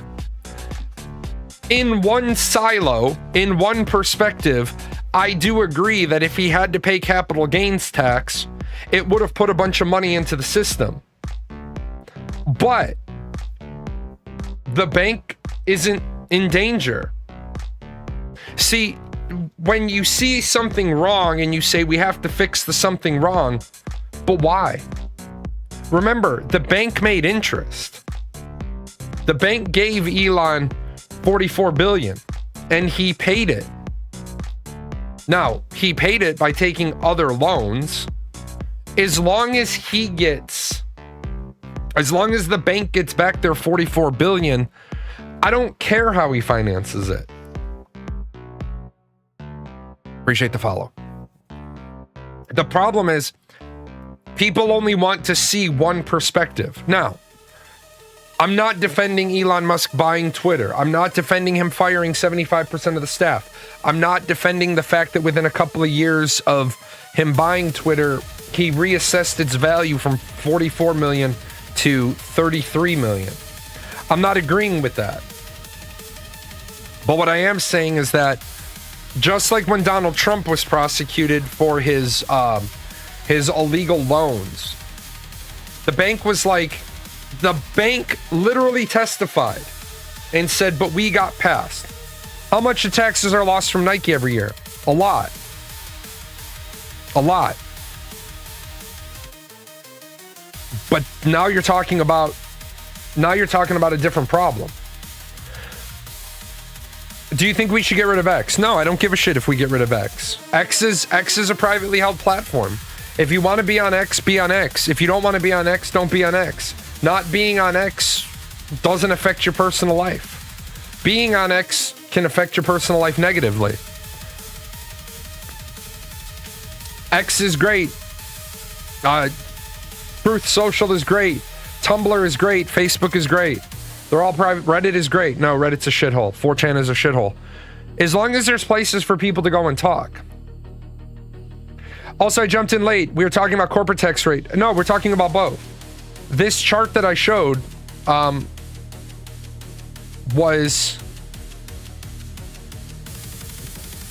this was the personal tax rate.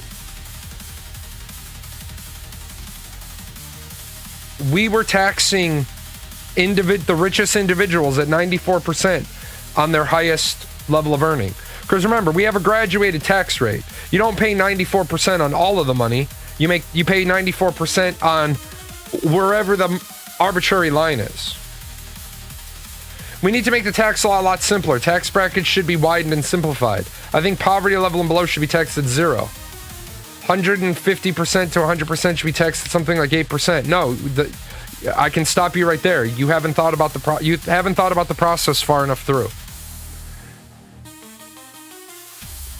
If we tax at 0 completely across the board, Social Security, Medicare, FICA, FUTA, all those social safety net programs fall away. You also can't say, I want to reduce the tax liability, but then how are you going to we don't even make enough money to provide all the services right? Yeah, you should never be giving numbers until you've studied the numbers, because what you've done right there is Gish Gallop. You've just thrown a bunch of bullshit numbers out there that don't account for anything. We don't even make enough money through taxes to fund the whole budget. But the concept is wrong as well. You can't say the bottom, right? You can't say the bottom part of society can pay zero. They should pay zero in federal income tax and state income tax, but without the bottom people paying into Social Security. Now, as far as we have a $16K standard deduction for an adult in the home, give $5K per child. Why would I give $5K per child? I don't want you having that many kids. You see, the problem with throwing out, stop with earned income credit, but I don't want to give you $5K per kid. I only want to give you a percentage based on what you earn. Right, but I don't want to get rid of those things. I don't want to get rid of those until it makes sense to get rid of them. If the bottom 50%, yeah, they do give more money per kid here. We do. The country with the highest income tax is Finland, and 95 is way over what they pay. Right. And that's why it's stupid. The whole idea is stupid. What is the point? For example, if I use a sample, would you give money to a drug addict? No, because you know they're gonna fucking buy drugs. Would you give money to a gambling addict? No, because you know they're gonna gamble it away. So if I wouldn't give money to a drug addict and I wouldn't give money to a gambling addict, why the fuck would I give money to the US government? Because they're gonna piss it away. It's why, again, where I talk about taxes, right? I am all about talking about tax reform, right? Taxes, the Republicans, the right, the conservatives, they want lower taxes. The Democrats, the left, the liberals, they want to tax the rich to fund public services. I want to stop wasting money. I want to balance the budget. And then we can talk about raising taxes. But until you drain the swamp, until you get rid of all the bullshit,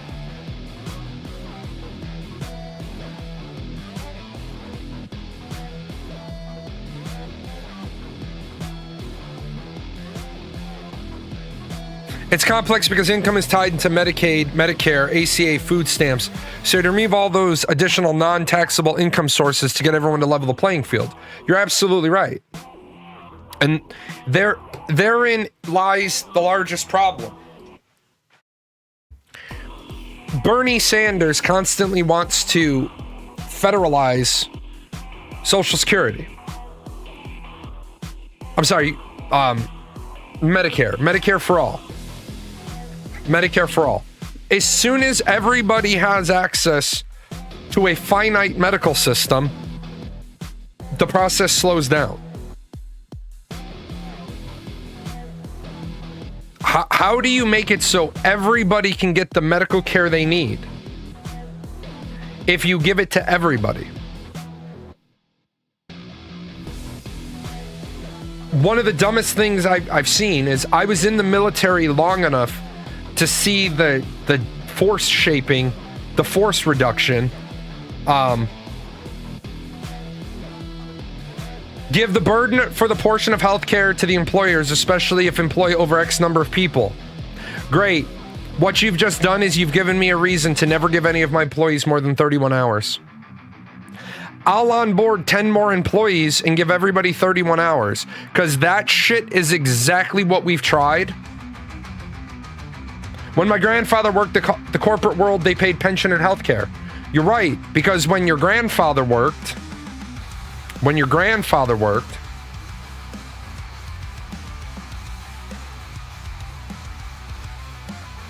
were more jobs than there were workers.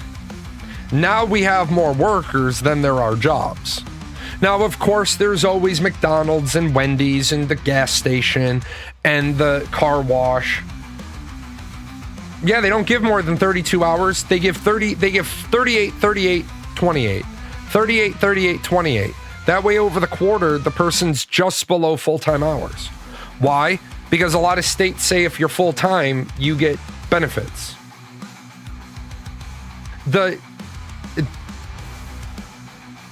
You can't mandate to employers. Employers are required in some states to provide health care if you're full-time. Or more specifically, if you're a full-time employee, you must be given the same benefits that any other full-time employee is given. So if the president of the company is full-time and gets health care, you have to have the same health care. What about looking at how countries who successfully address some of these issues do it and form it to work for the U.S.? That's a great idea. I'm going to jump up and use the bathroom real quick. You tell me which countries are successfully doing it. I'll be right back.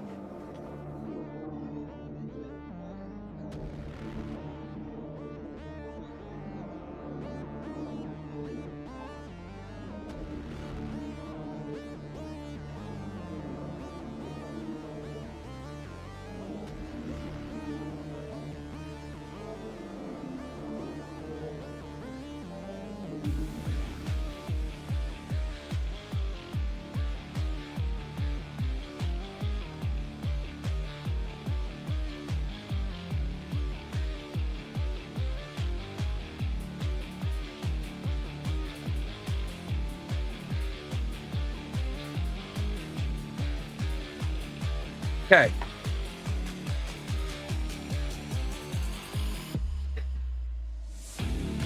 So the talking point before I walked away was, let's look at how other countries are doing it. There are no other countries that are doing it well. That's the problem.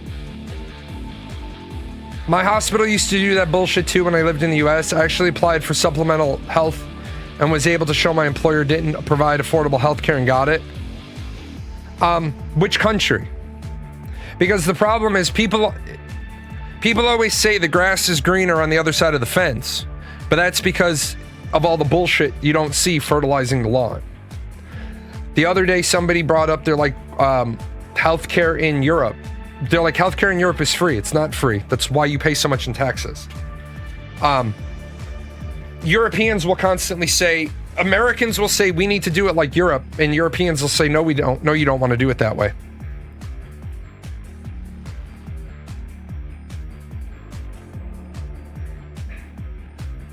Yeah, success isn't average cost per person, wait time, or life expectancy. Therein lies the problem. So the Czech Republic, here it is combined. Well, it's not. The problem with saying a country like the Czech Republic, do you think that you're going to get the same level of care as you would in an American hospital?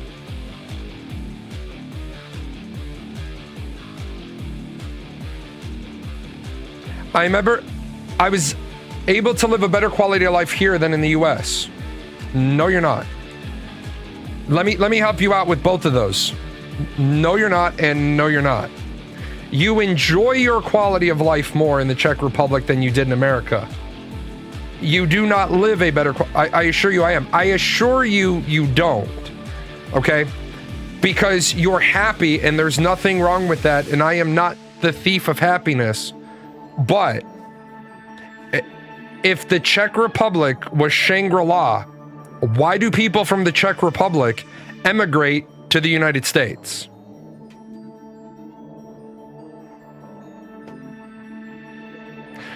It's like, for example, why is it I cannot afford a home in the US? I could here. I get 5 weeks of vacation to start. I don't have to earn it. And what? They're not that much anymore. And what? At the end of the day, you're happy. You're living in the Czech Republic. But what do you mean they are not that much anymore? People from the Czech Republic coming to the United States?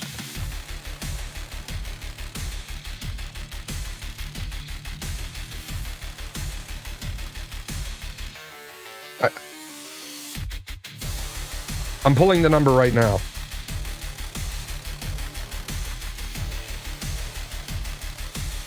Let's see.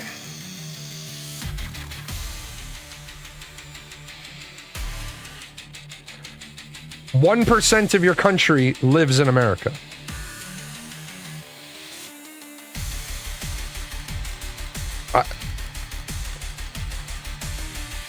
Many people from parts of Europe come here, especially from Spain and Italy. Sure. Let's see if we can pull some quick demographic numbers. Let's see if we can find some.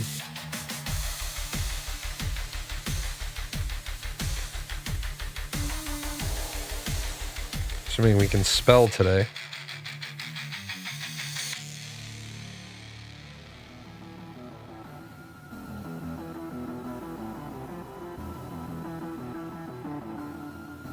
Just trying to pull some demographic information about Europe. This wasn't on my agenda. Your health consumer index, you are ranked 14th in Europe. You are 20th globally in healthcare innovation. You are 12th in terms of education, 8th in terms of affordable student life. Your tax to GDP ratio is 33.7%. See, hold on a second. Credit card debt and reliance on credit card for everything is a pitfall you will fall into in the US. I've not needed a credit card in 8 years here. That's a bullshit statement, and let me stop you right there. I have 0 credit card debt. I am turning 46 this year. I have only ever carried a balance on my credit card one time in 46 years of that card being open. My parents opened me a credit card before I was hatched. One month did I carry a balance.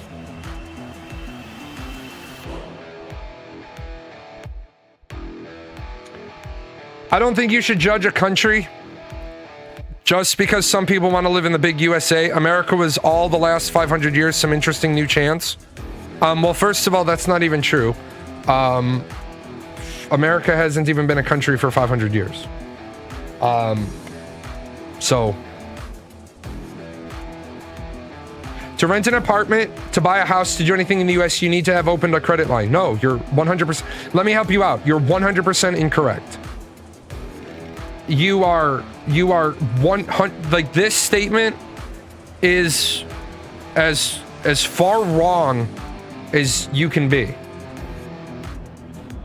To buy a house, you need to have a line of credit. To do anything in the US, you need to have opened a credit line. No. To buy a car, you can pay cash. To rent an apartment doesn't have a credit pull.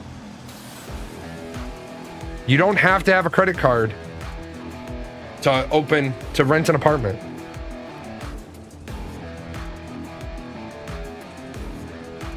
Yeah, they're looking to make sure you don't have evictions.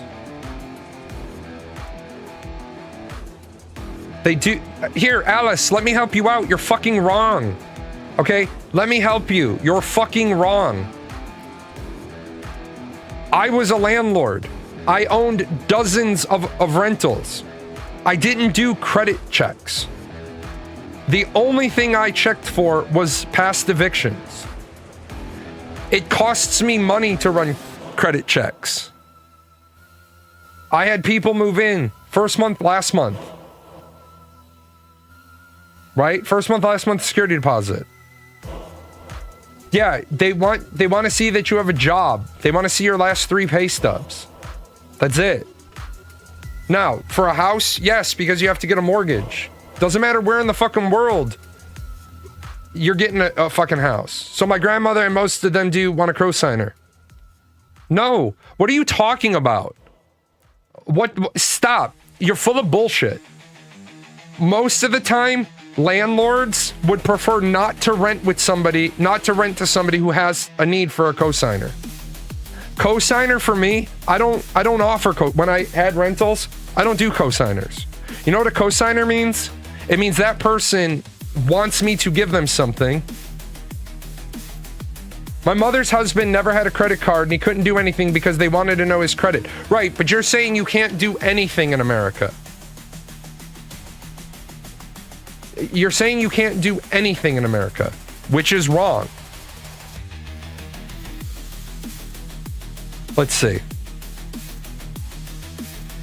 The problem is, and I don't have any problem with people saying I moved to Europe. In fact, I recommend people that don't like America move to Europe. Move to Europe. That's not the point. But to run around and say stuff like I'm okay living here, right? Don't move to Europe. Why not move to Europe?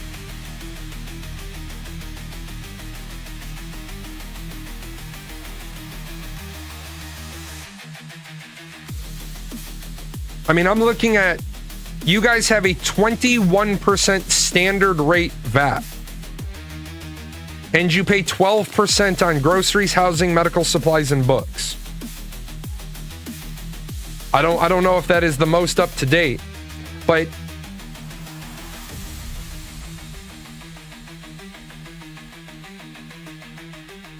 what's the current? I mean, yeah, it's 21% is the standard VAT. That's a lot. Like, even visiting the US ended up in the metro. The ceiling was falling on me. The trains were from the 70s and people with hospital bags were running around screaming. Okay, and what?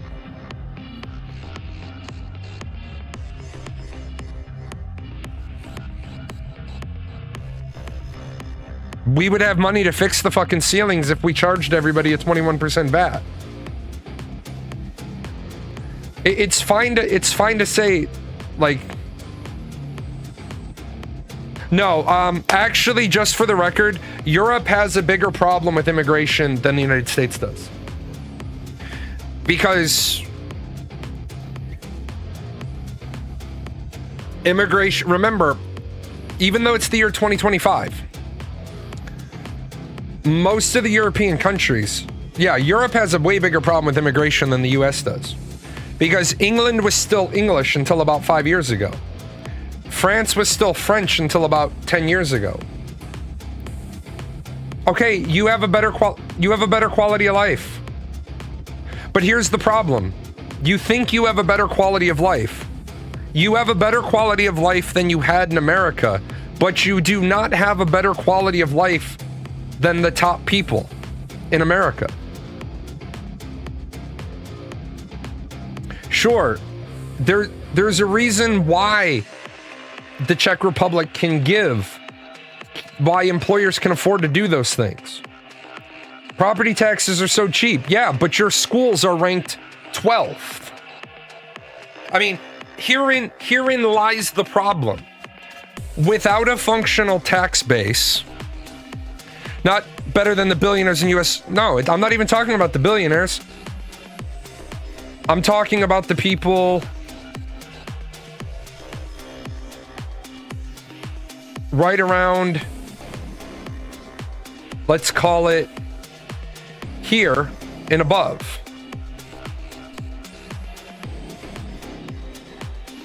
It's okay.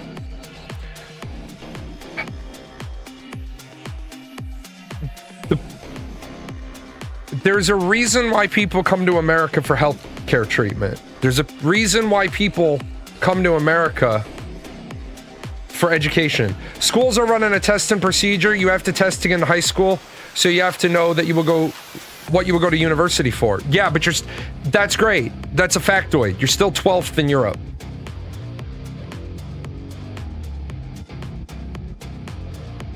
If we charged a 21% VAT and charged the type of taxes that are paid, we would have money for schools too. But we don't. When you look at America, you got to be careful that you're comparing apples to apples. I think it's fucking shameful. I think most people who come to the US for healthcare are from Canada, where it's broken and they wait for years. Yeah, you will end up waiting for years too. Your country has 10 million people in it right now. As your country grows, you will find that by volume, you can't provide healthcare by volume to people. Yeah, most countries are a different shade of shit. You got to pick what shade of shit you prefer. That's the problem. People in America don't tell you the truth. Only 4% of Americans. The burden is relieved when you pay a part of the social tax and your employer pays the other half. That already happens in America. I don't know why you aren't aware of this. You pay just under 7% in employment taxes. Your employer pays the other 7%. Again, though, it's the same point that was brought up on Friday. It is a lot easier for a country of 10 million people to provide free healthcare than it is for a country of 343 million with 70 some odd million immigrants. If we could boot all of the illegal aliens, and now we're finding out that we know about 11 million of them, there may be as many as 13 million more illegal aliens than we're tracking. If we could get rid of all of them, just the ones in Illinois, one state, not even all of them, just one age range, is costing the state $404 million a year. See, everybody turns around and say, well, move to Europe. Then move to Europe. You're in Europe. Great. No problem. If you're happy, you're happy. Great. Then tell people to move there. How many millions of people can your country absorb? Benefits are also mandated here that employers have to offer as basic and they can't run rampant. But the problem is, if we told American employers, like when I owned my bar, I owned 3 bars. If you told me I had to offer on par with Europe the same benefits, what would happen is my bar would close. Because there's not enough profit. People always assume that business owners have all this extra money. You're paying for the rent, you're paying for the property tax, you're paying for the product. Did you know that the average restaurant or bar operates on less than a 10% profit margin? The average restaurant or bar doesn't turn a profit for years. Owners are generally, they don't even have a fixed income. They exist on the profits. How much profit is left at the end of the month? Different between a business owner of a bar and Amazon? No, it's not. It's the exact same thing. And I don't know why people think it's hip or cool to shit on Amazon. Amazon here in my state, doesn't matter if they're a global company. Why do you assume that they're a global company when there's a division of Amazon for Europe? You should only worry about the European division. Because in Europe, they have to follow the rules there. People are mad and they talk shit about Amazon. They opened a facility, they opened 2 facilities not far from here. Benefits from day one. Part of the problem is, oh, well, the benefits still don't allow you to see the doctor. You can't blame Amazon for that. Blame the fucking law. Blame the Congress people. It's easy to win fights when you're only picking places that you're going to win. We could do a lot more in this country if we had a 21% VAT. There is a division of my company too in every country, and if the country doesn't protect employees, the companies will run roughshod over employees. I am blaming the law. Good, blame the law. Now, let's just do a little comparative. Let's do a little comparative math real quick. So,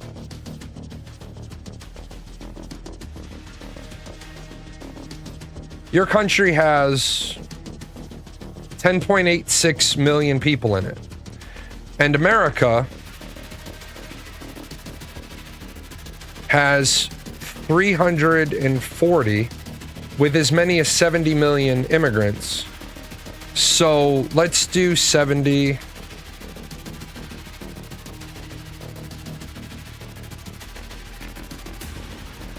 So let's dump 2.58 million people into your country. And this is a legitimate, you know, viewpoint.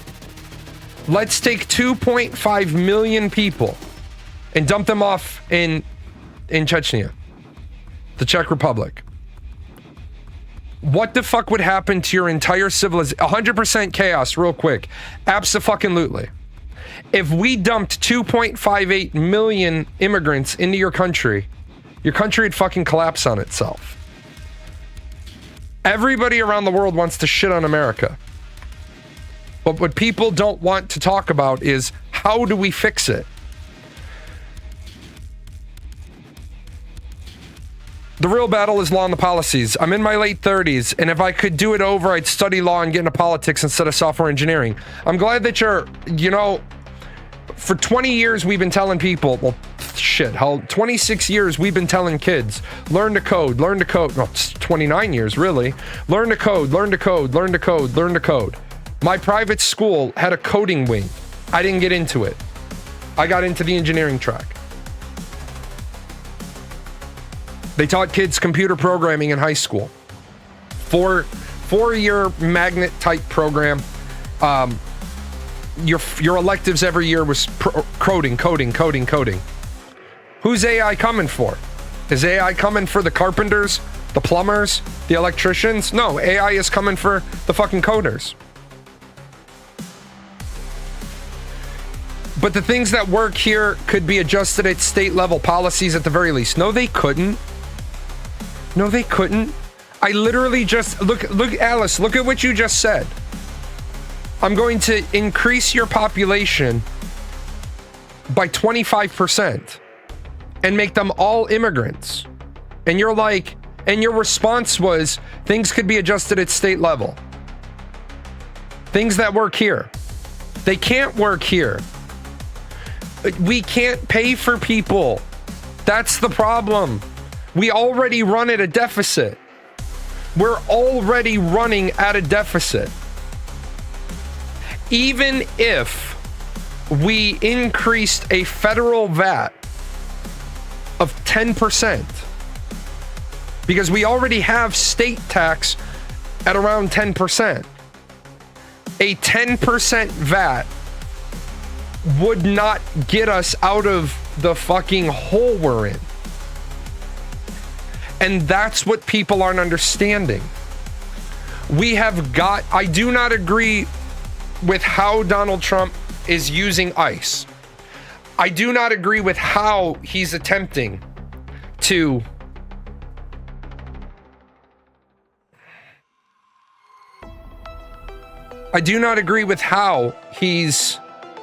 trying to push people out. I don't agree with how he's trying to change the 14th Amendment. I don't agree with those things. But they're not entirely bad ideas. Other countries do not allow you into their country when you're pregnant. There are a lot of countries that are like, before you can come in, you need to prove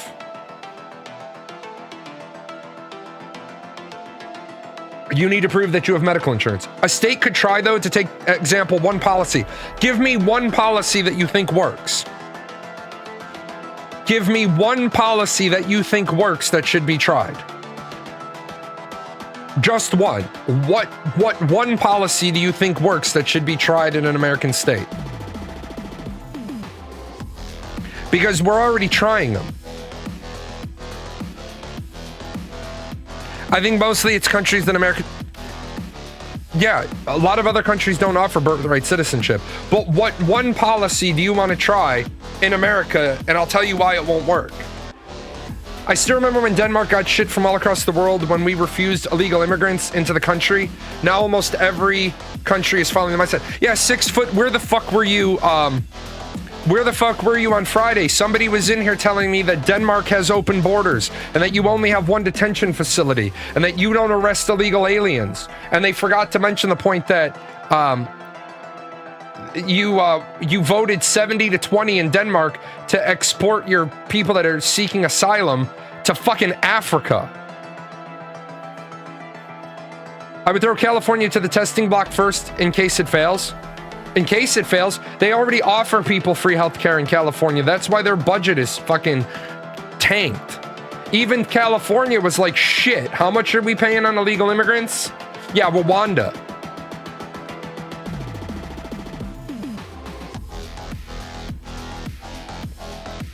Denmark has more immigration policies than Sweden, as they should.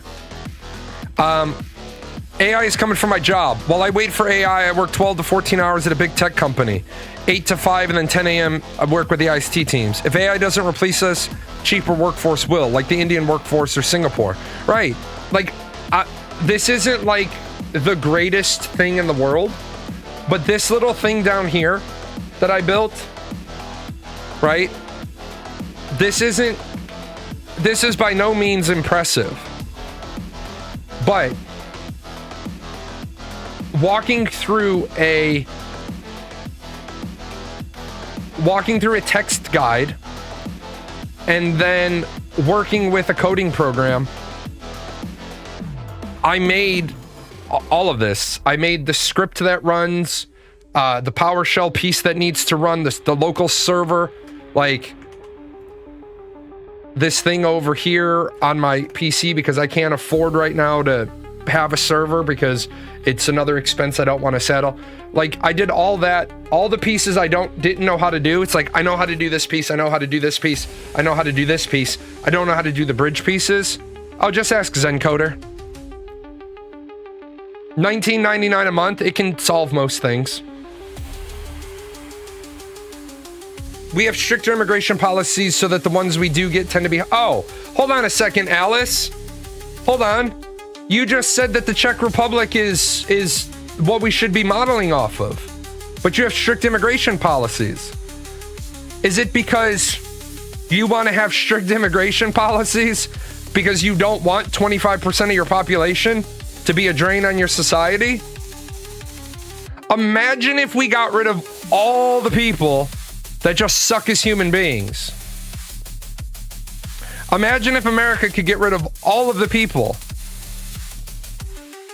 right, that are draining our stats. Like, for example, let me see This if week, I have it.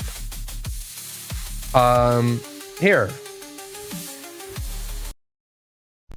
69% of kids in CPS in Chicago public schools cannot read at grade level. That means that 69% of kids cannot do social studies at grade level. They cannot do science at grade level. They cannot do math at grade level. They can't do a variety of things at grade level, because if you cannot read at grade level, you are automatically behind on everything else, because reading is the core and the bedrock of everything that we need to do, to be honest, as citizens. But when we look at the way that CPS is ran by the CTU, and people are very much so hesitant to ever speak against the Chicago Teachers Union. People get real scared and leery about that. And there's rumors that the CTU, runs Chicago. But here's the thing. I could care less about who runs Chicago when 69% of kids cannot read and are getting shuffled through a school system that has failed. It's not, is it failing? It has failed. But I don't see this same union striking about the fact that 69% of kids cannot read. They actually strike about not wanting to rely on test scores so much for teacher evaluations. The Chicago Teachers Union wants to strike each and every time the State Board of Education says your kids can't read. Chicago is one of the places that had a basic skills test, a basic fucking skills test. I want this to resonate. Yes, I think there's 70, but there's not 70 million undocumented people. There's approximately 11 to 24 million undocumented people, and then 50 million people on specific visas. But the people on specific visas, as we all know, the amount of money you make on a person doesn't account for all the things that we spend on them. want to rely less on data about kids' performance. They don't strike about the fact that 69, almost 70% of kids are going to walk out of these schools and not be able to read. The more startling fact is that when you go and you look at data for juniors in CPS, the numbers get even more repulsive, sad, and just demoralizing. Let me go ahead and bring those up for you because they definitely hurt my heart to read. So when you get up to high school juniors, the situation is definitely more concerning. Only 22.4% can read at grade level. 22% of high school juniors can read at grade level. How are we going to leave behind 78% of juniors across CPS? What program is going to be ready to help them? Because it's not, because you can't just assume and just place all of the onus on the child or even the parent, because the child was at school. If they didn't have some major truancy issues, the child was at school for 8 hours a day. So what went wrong, CPS? What went wrong, CTU?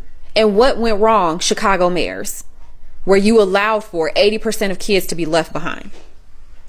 It is time for Chicago to, for sure, place a demand on these systems that you all invest $4 billion into. $4 billion.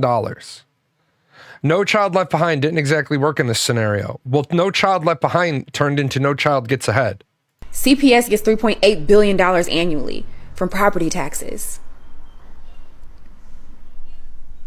What more of a wake-up call do we need? 80% of juniors. See, this is the problem where a lot of Americans say we need to be like Europe because they have government provided education. What the fuck? I lived in Chicago. I went to school in Chicago. I had classmates that came from the CPS. They're fucking dumb. They're literally dumb. Chicago had a basic skills test. Let me see if they still have it. I don't know if they do.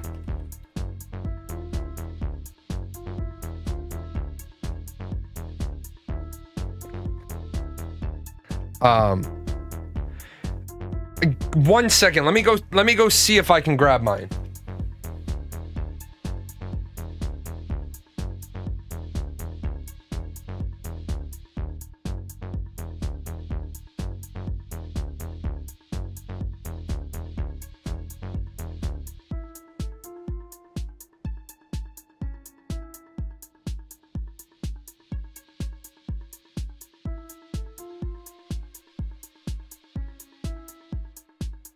Okay, so in 2019, they got rid of the basic skills test for teachers. The basic skills test. Oh shit, I don't even... Oh, I do have it. It's on the bottom. The four areas that they used to test you in Illinois: grammar, reading, mathematics, and writing.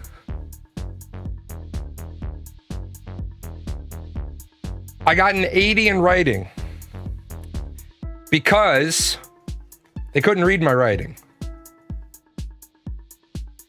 I got a 96 overall. How the fuck are you going to be a teacher and argue against the test that teaches grammar, reading, writing, and math?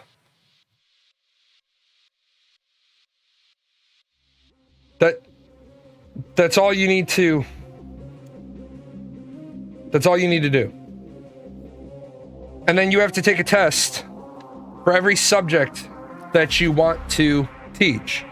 So I have a test for world history, American history, Illinois history, the 20th century, generic social studies, psychology, sociology, anthropology, and economics. I never paid for my economics one because the day that I took the test, that night I got my commission. I mean, I get that they're concerned that it will all be blamed on the teachers, but come on, it is the fault of the teachers. It's the fault of the teachers and the fault of the parents. But they got rid of the basic skills test. The basic, I want to remind you, in order to teach at the high school level, you need to be a college graduate. You have to have a bachelor's degree, right? Now, I saw somebody ask the question, do we have free visas? No, we've decided that on top of everything else we're going to do, travelers to the U.S. must pay a new $250 visa integrity fee. What the fuck? What the fuck is going on in my country? You used to have to double major. No, you never had to double major. You had to major in a subject that was a teaching certificate thing, and then you had to minor in education. You didn't have to have a degree in education. It's better if you do, but unless there was some specific state that you had to have a bachelor's in education, most states is just you have to have the certificate. Now, is it better if the teacher has a degree in education? Absolutely. Do I think all teachers in America should have a graduate degree in education? Yes. Yes, I do. Yeah, you can lead the horse to water. You can hold its head under the water. You can't make it swallow. We are at a point where tourism is low. Tourism is at an all-time low. But what are we going to do? We're going to make it more expensive to come to America. Orlando is already flipping out because of the cost. This was put into the big beautiful bill. It applies to almost all non-immigrant visas, except the visa waiver program. Canada, the UK, Australia, most of Europe are exempt. The fee is non-waiverable. Why? Yeah, Las Vegas. I saw a picture from the Las Vegas Strip the other night at 1 o'clock in the morning, and it was fucking Deadsville. I'll be at Disney later this week.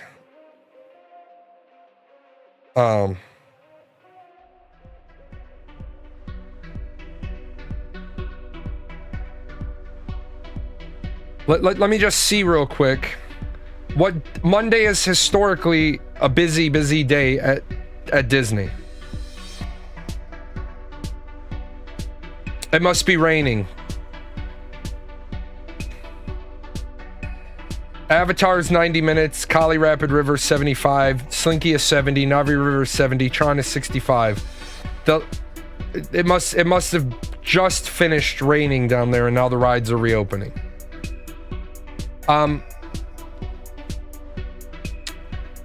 Those lines should all be, at this time of day, on a Monday, those lines should all be 75 to 90 minutes. There should be nothing under an hour. But people can't afford to go to Disney. I mean, who the shit can afford to go to Disney anyway? The prices have gotten insane. Let me just show you some ticket prices for a couple of things. No, who can afford this shit? Right? Yeah, it's visa. It's tourist visas. So it's going to cost you another $250, right?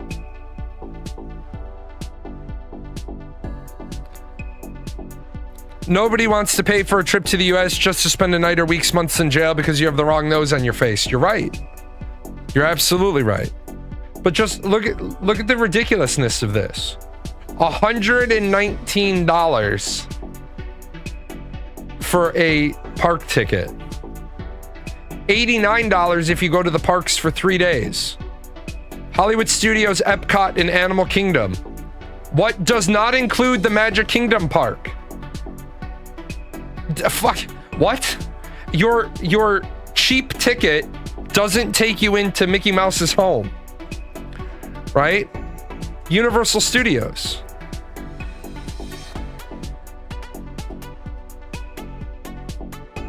$119. $119 for 1 day. And by the time you add in food, by the time you add in transportation, parking, like, did you know that Disney World the Magic Kingdom on a full park day makes over $1 million in parking if the parking lot is full. If the parking lot is full, they make $1 million a day. More than $1 million. The Magic Kingdom parking lot, resonate this for a second. The Magic Kingdom parking lot is bigger than Disneyland.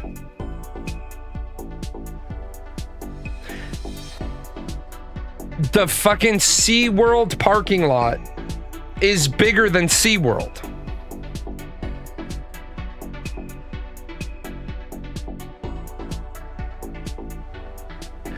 We're living in a fucked up world right now. 69. Let's see. What else do we got? Here was the medical care thing. The VA is the least favorable healthcare in the entire country, and it is universal healthcare. Now, I know not everybody likes Charlie Kirk, and I don't like how he clips his editor clips these things. I don't always like that.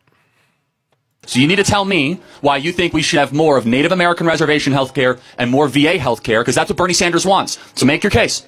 I basically just want universal healthcare. Okay, you notice that what a person's going to say, I want universal healthcare. But that is the VA. No, the VA. So don't interrupt him, please. Like, you want more healthcare like the VA. It doesn't work. There are waiting lines. The quality of care is very low. The complaints are through the roof. Bernie Sanders wants our entire healthcare system look like the VA. Defend it. I'm just saying that I'm not asking for, like, I know UK and Canada have super long lines in their healthcare system. Universal. No, it's not even abstract. I'm talking about the VA is a real American example. It's not about the Canada. It's not about the UK. I think it should be reformed. No, forget the reform. The VA has hundreds of billions of dollars of funding. It's taxpayer funded. The veteran pays nothing. They go there and it's all paid for. That's what Bernie Sanders wants, and it's largely a catastrophe. So show me and tell the American people why we should do more of that. I think we should have a new system, though. Okay, but it's not a new system. Bernie's. Okay, this is where you notice nobody wants to address the point. And the point is, Bernie Sanders thinks that the VA runs great. Let me tell you, the VA has a standard for 28-day care. If the VA cannot make your appointment in 28 days, I have a card in my wallet that I don't even bother using the VA healthcare. It's so fucking broken. It's not even worth it. If the VA can't see you within 28 days, you have the right to go into the local economy. So then give universal health care plus allow private. No, it doesn't. That doesn't fucking work. It doesn't fucking work. The moment you have universal health care, all of those people are in the fucking system. Universal doesn't mean you have to get rid of private like Canada. It doesn't fucking work. You have a local hospital. And this is why I get so frustrated with people who don't think about it. You have this local hospital, and it has a community of 12,000 people, right? If this is the universal healthcare hospital, and you allow for private, then this cut of the doctors and the staff will leave the hospital, or they won't see patients except this is all their private healthcare patients. Oh, and they have this opening. So they'll call next door and they'll say, hey, on Friday, we have one opening for one person. Do you want to send one person over here? We'll do one overflow appointment for you. You cannot have a system that is universal and allows for private, because universal healthcare will then be dictating the rates. And this is a great example of the thing nobody wants to sit down and get educated about. So we'll do an X-ray. No, we'll do an MRI. We'll do an MRI. And the total, we have both. Again, Alice, you have a fucking country of 10 million people. There are more people in my fucking state than are in your entire country. You gotta stop saying we have.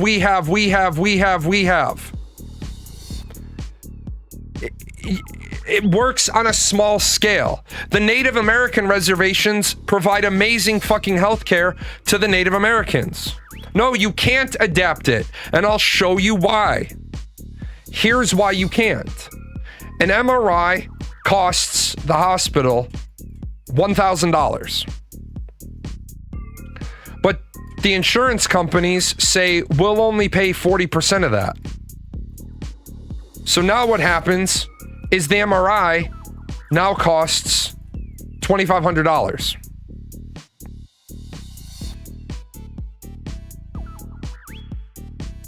Because when the MRI costs $2,500 and the insurance company will pay 40%, they raise the price so that 40% of the total price equals what they need. But now you come in here as your cash price, you have to pay $2,500 because that's what the hospital set the price of the item at.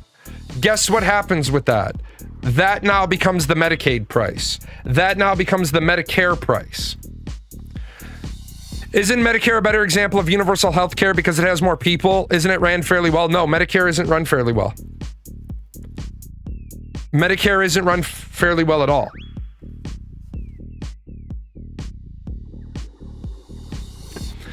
A lot of doctors don't want to take Medicare because it's such bullshit.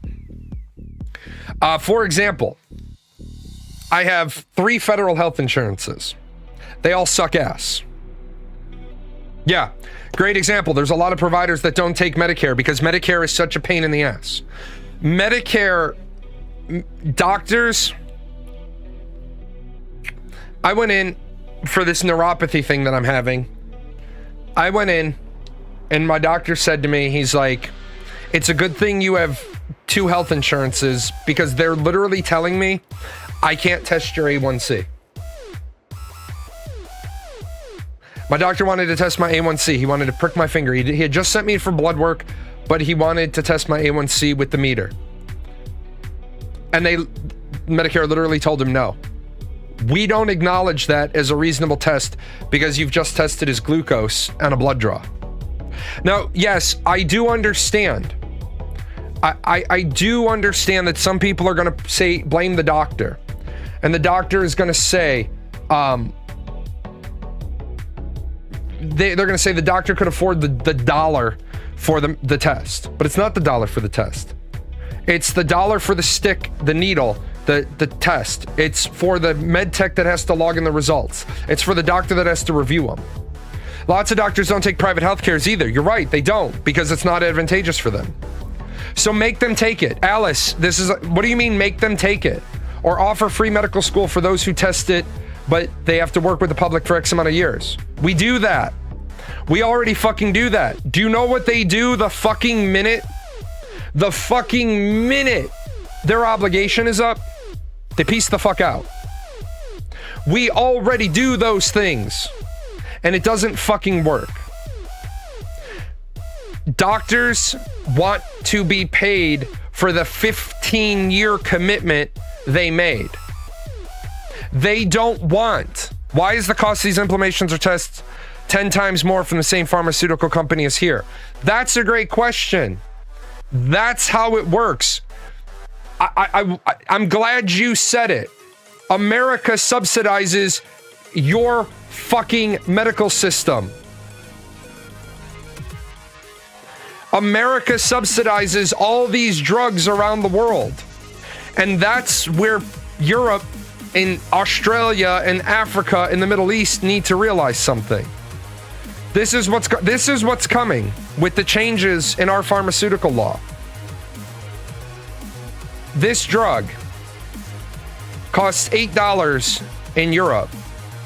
And this drug costs $8 in Australia. But in America, it costs $800. Now, no, Medicare doesn't have bargaining rights because we don't have a law that regulates this. So now we're proposing a law to regulate this. The law is you can't charge Americans any more than you charge in other countries. Do you believe that that means this drug is going to go down to $8 in America? No.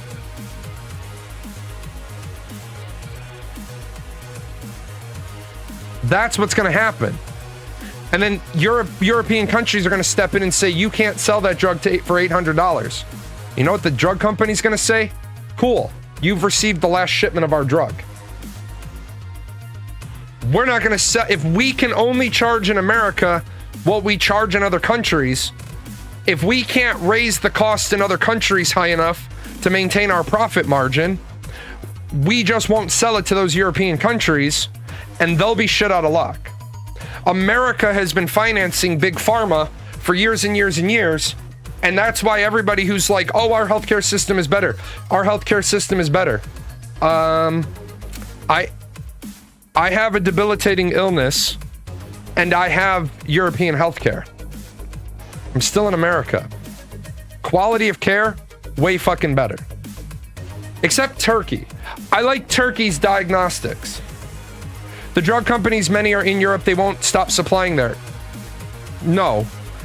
They have divisions in Europe due to European tax law. Yes, of course, Europe has drug companies. Ireland has drug companies. But a good portion of your medicines come from American pharmaceutical companies. As soon as those companies are told by America, you can't charge any more in America than you do in Europe, they'll raise the price in Europe. And if the country says you can't sell that drug here, they'll say, fine, we won't sell that drug here. They would rather lose the entire European market than lose the American market.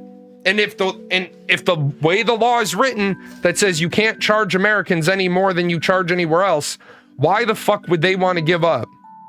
Obviously, if you have a drug, right? And this is how it works. If you have a drug that you're selling for $8, there's some profit in there. If you're making a profit on $8, you're making a fuck ton of profit on $800. They won't give up the $800. They won't give up the $800 fucking profit markup. They won't do that. They'll just not sell it. And to put this into a real practical application so people can see it in another industry, yeah, they're all European. And what? And what? Do you make every drug? Alice, you gotta like break the walls down of your argument. If European companies can make every fucking drug, why do they need to import American medicines? Could it be because there's drugs you can't make? We're not talking about the fucking European drug makers. There's fucking drugs made in Ireland. Why do we import them into America? Because we don't know the formula. We don't have the sauce. And by the way, if you say there's all these European drug makers, well, why are their drugs so fucking expensive in America? Exactly what Grumpy Old Man just said. Because your companies aren't fucking moral either. You come to America and you charge a price the market will bear. If European drug manufacturers were told tomorrow, drugs, I mean medicine, I mean pharmaceuticals. If European pharmaceutical companies were told tomorrow they can't charge Americans more than they charge Europeans, guess what they would do? They'd raise their prices in Europe too, because they'd say, shit, we can't sell it for $8 in France and sell it for $750 in America. So we got to raise the French price. Of course they do, with no government regulating big companies will always do what they want. Right, but now here's the other problem. People keep blaming lack of regulation. There is regulation. There is regulation. It's a terrible fucking regulation, but it has to do with shareholders.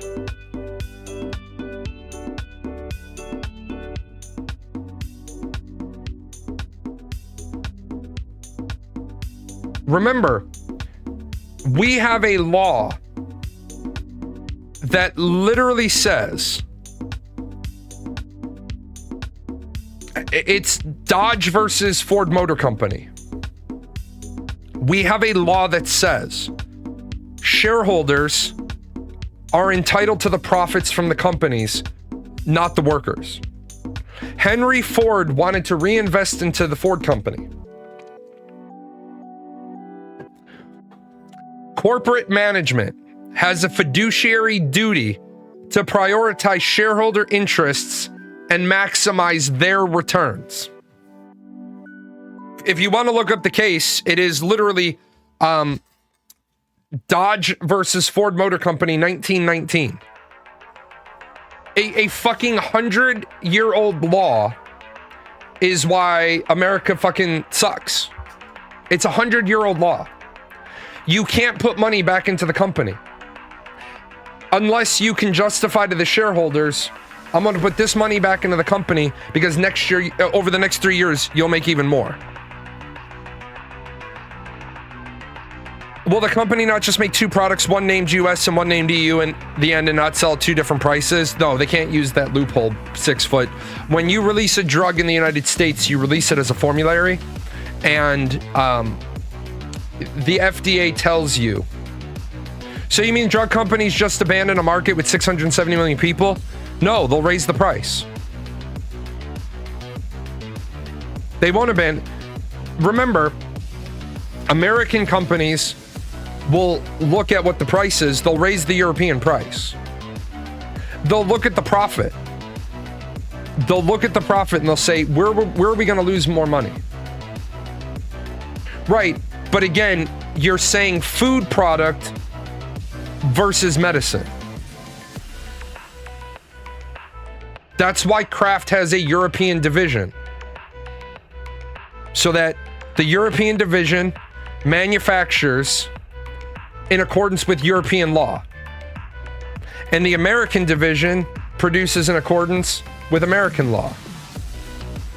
Yes, if they're forced to cut prices in the US, they will raise their prices in other countries. And like Australia has a hard limit set on EpiPens. Well, the manufacturer of the EpiPens will go to Australia and say, we have no choice but to raise our prices.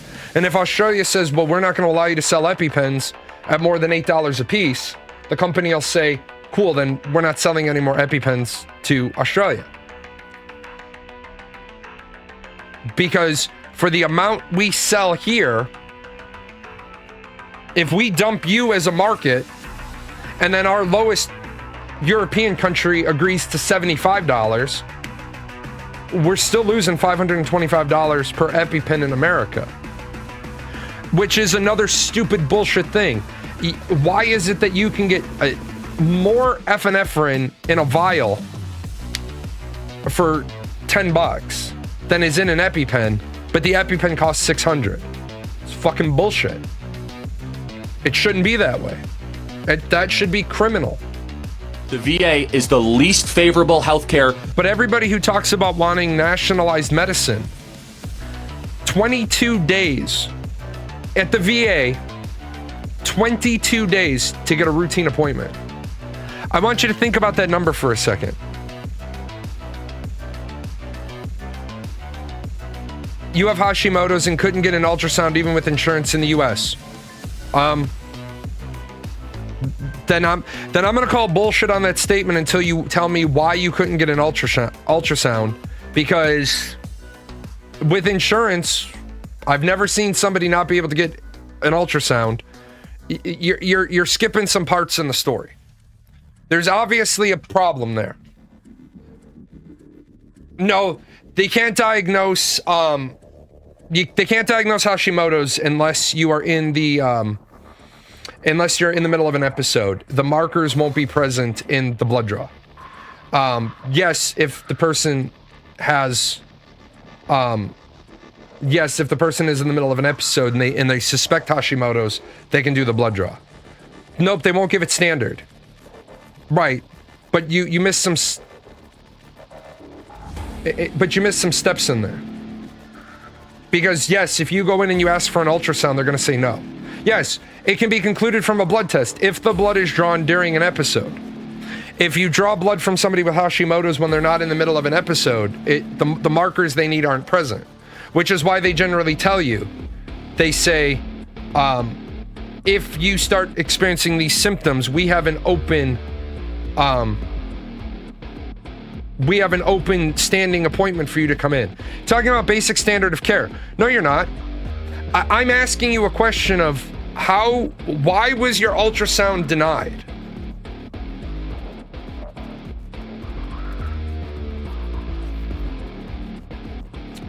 Maybe you understand the things about the medicine prices in the EU a bit wrong. The medicine is costing quite the same. No, it's not. This is the point that, yes, I understand how the European system works because I have European healthcare as well as American healthcare. I'm a dual citizen. For medicine specifically, your country has set a maximum price to the customer, and the government pays some of the price. But for Australia, for example, the government isn't covering $522 per EpiPen. I don't remember the exact numbers.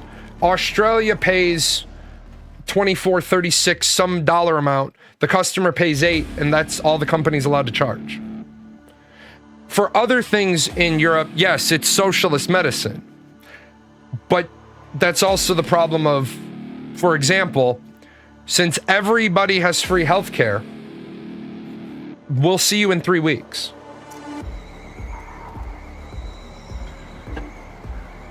For the VA, not the government, the public health insurance company. Okay. The government is paying for it. Let me help you with something. If it's paid for with tax dollars, the government is paying for it. The government might not be the dispensing agent, the government may not be the organization that writes the check. If it is paid for with tax dollars, it's the government's money.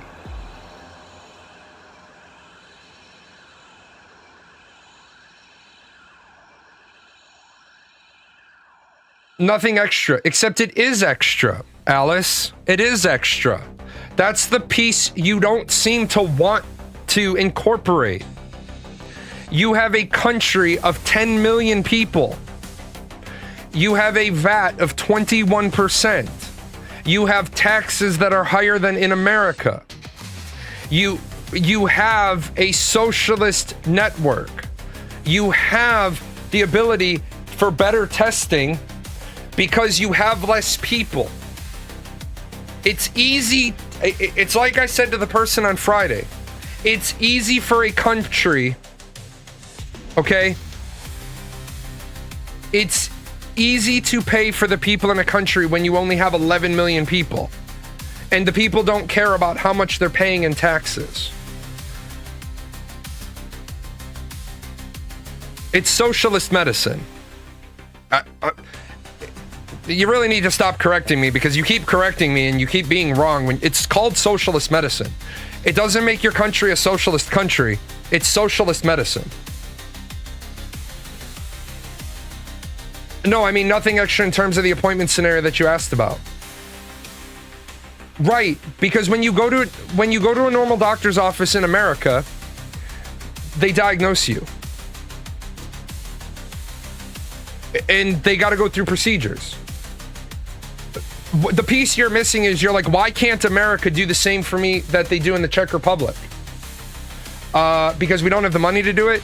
We're providing healthcare to 20% of our population that doesn't pay into the system. People don't want to become doctors in certain areas because of malpractice insurance. I mean, there's a lot of reasons. It's simply easier to manage a society of less people. Like that's the piece like you seemingly don't want to grasp. If everybody in your country decided to go to the doctor on the same day, you wouldn't be able to be seen. That's what we have in America.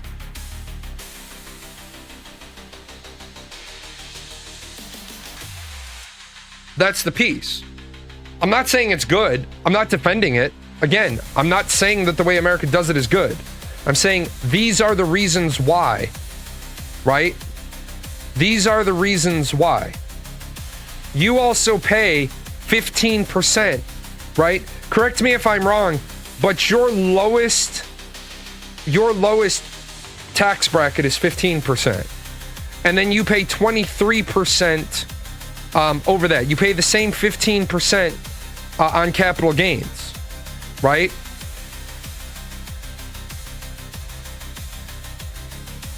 You also pay 11.6%.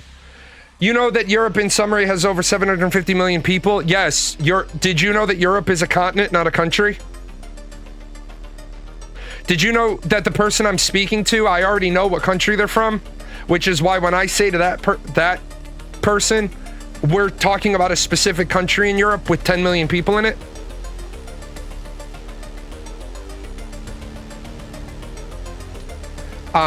So yes, I do understand. Have I mentioned UK health? Have I mentioned France, Germany, Spain, Portugal, Poland, Austria, Hungary, Denmark, Switzerland, Sweden, the Netherlands, Belgium? Have I mentioned any of Italy, Greece? Have I mentioned any of those countries? No, I've mentioned the Czech Republic because that's where Alice is from. So, Alice, you also mentioned, so you pay 21% in VAT, 11.6% in social and health insurance. Okay? So, right off the bat, you're paying 25% more in taxes than Americans are. So, Alice, I'll bring you right, and even in Europe, some countries get better deals than others. Alice, focus. You keep saying the quality of your healthcare, but you pay 25% more in taxes than we do. The bottom people. More than that in some places. So again, if every doctor's office in America had access to a pool of money, it would work. But not, like, seriously, I already showed the numbers. My state was paying $400 million a year. $400 million a year for people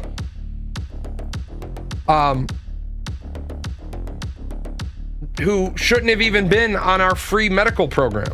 $404 million a year for illegal aliens that were on Medicaid in the state of Illinois.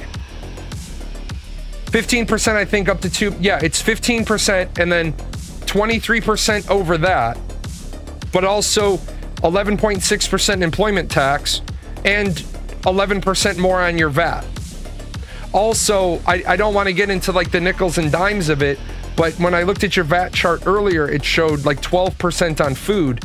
Most of our states are 0 to 2% on food. I didn't even factor that in. Can I show how much health insurance is costing in the US? No, because health insurance in the US is a wide number. I don't pay anything for my health insurance. I haven't paid anything for my health insurance since I joined the military.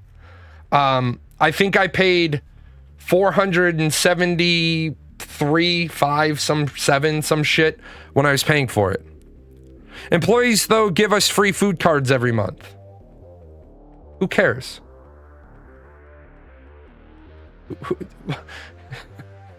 Do you see the absurdity of that? We pay 25% more in taxes, but we get free food cards.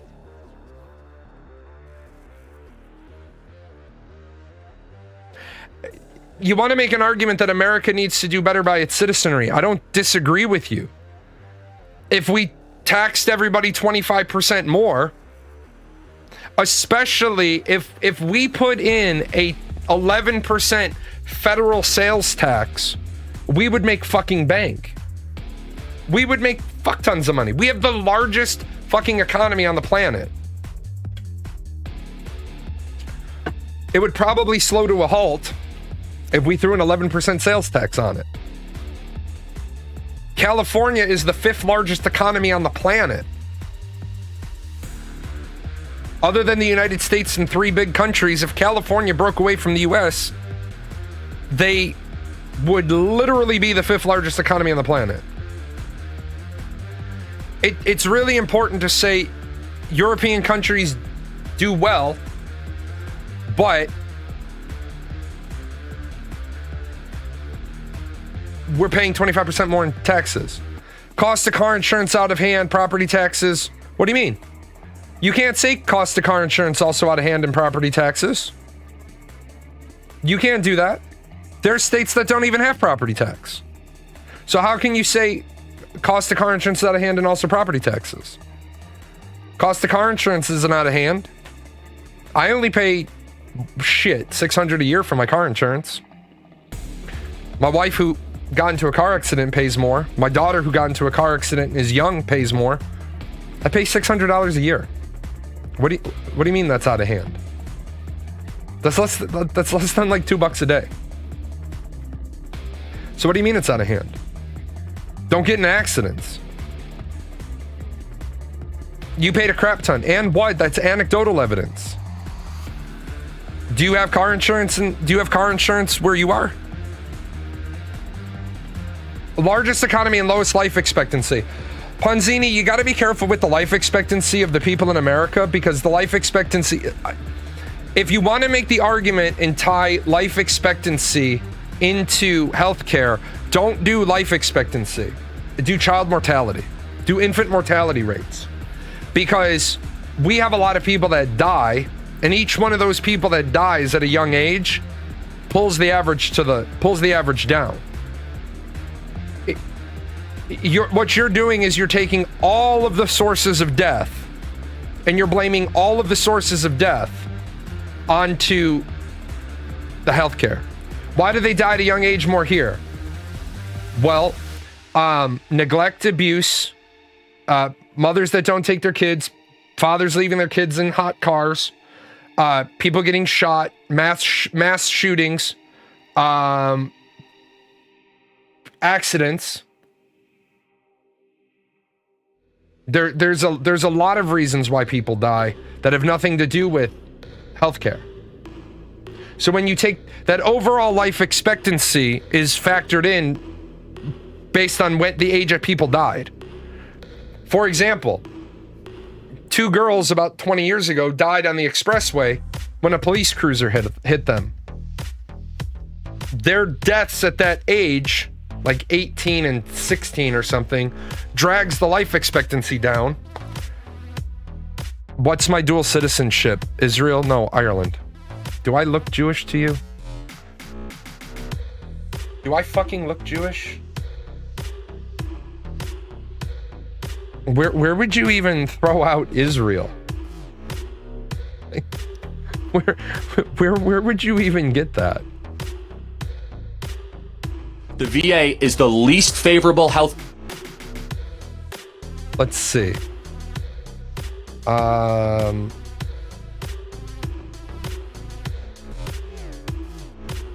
gonna play this one. Release the people, grant amnesty, and begin reparations to Congress, the Senate, the courts. These are California's demands. First, California demands the immediate release of every detained person by ICE or DHS that has no violent criminal record. Their detention violates the 4th Amendment, which protects against unreasonable searches and seizures. The 5th Amendment, which guarantees due process and legal counsel, and the 4th Amendment, which ensures equal protection under the law. Second, California demands mass amnesty. Amnesty is not a gift, it's a correction. Congress has the power to pass it. The court... Okay, first of all, let me jump in on this one. First of all, you cannot simultaneously say that being here illegally isn't a criminal offense, and then also turn around and say that they're entitled to... By nature of being illegal immigrants, they are criminals. Right, well, And that's what they don't get. That's what they don't understand. There is a law that says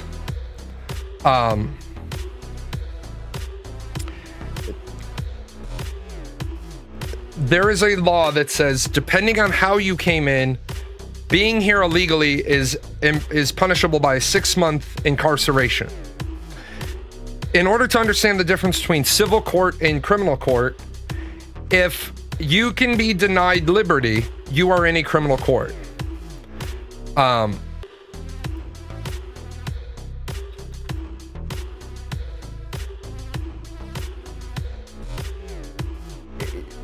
She said the Fourth Amendment was where you get representation. You don't get representation in the Fourth Amendment.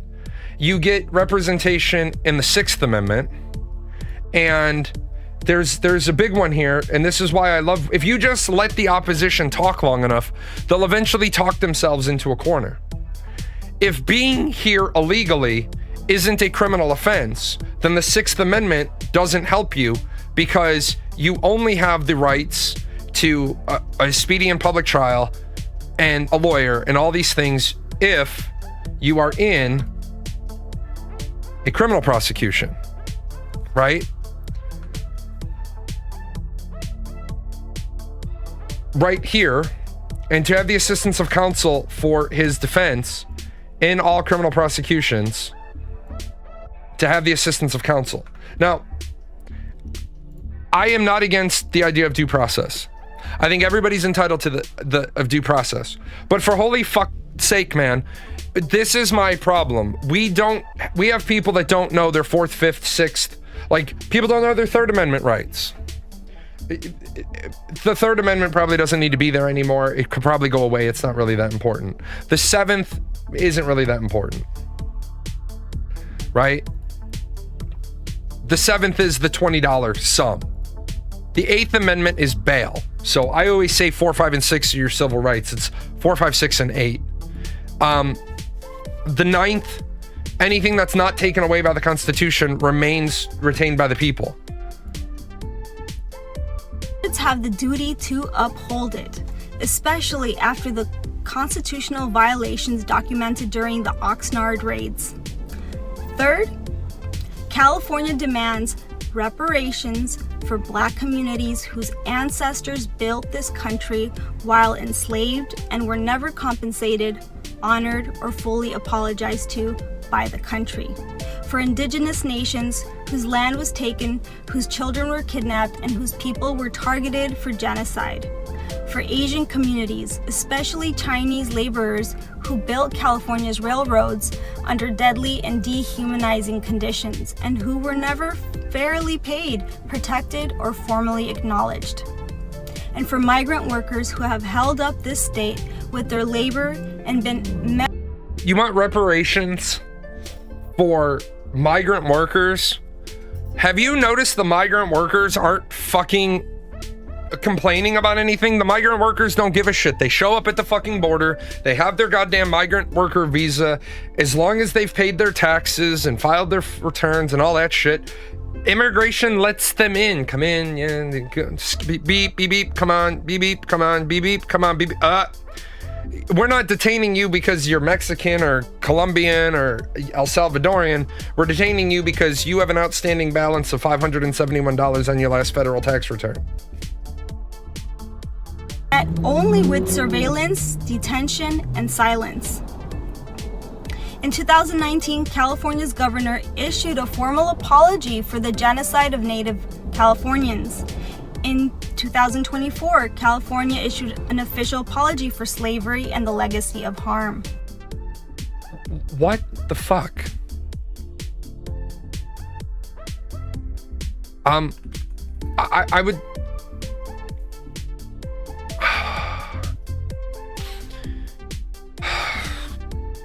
California never had legal slavery. California didn't have institutionalized slavery. They had like biblical days of the Pharaoh in Egypt slavery. California entered as a free state. Now, when it was a Republic of California, when it was a territory of California, when it was the Mexican province of California, when there was a lot of shit going on there, was there indentured servitude, slavery, beating people? Yes. Right? Did some white people from the South go to California with their black slaves? Yes. Yes, they did. It was always a free state. It has always been a free state. These apologies matter. They strengthen the legal and moral foundation for what must come next. And now you understand why you don't ever fucking apologize for anything. You do not ever apologize. Because the moment you apologize, people are going to say, well, your apology strengthens my... Fuck off. I'm not apologizing. DHS has been granted over $165 billion federal funding dollars, and California demands that Congress use this constitutional authority to reprogram those funds away from cages and toward justice, restoration, and return. Well, then maybe you should fucking look up how the budget works, because Congress doesn't have the authority to reprogram those dollars. Congress controls the purse strings. The executive controls how those dollars are spent. If you give... 40 acres and a mule. California knows the law. California might, you don't. California knows its history, and California, plus the Constitution, are paying attention. No, you're not. No, you're not. Because you don't have the first fucking clue. You don't have the first fucking clue. Yeah, probably the most craziest state. They passed this thing called slave reparations. California's going to pay slave reparations to people who were never slaves, to be paid for by people who never owned slaves in a state that never had slaves. That's like paying child support for a child you never had with a woman you never f***ed. You know, it just doesn't...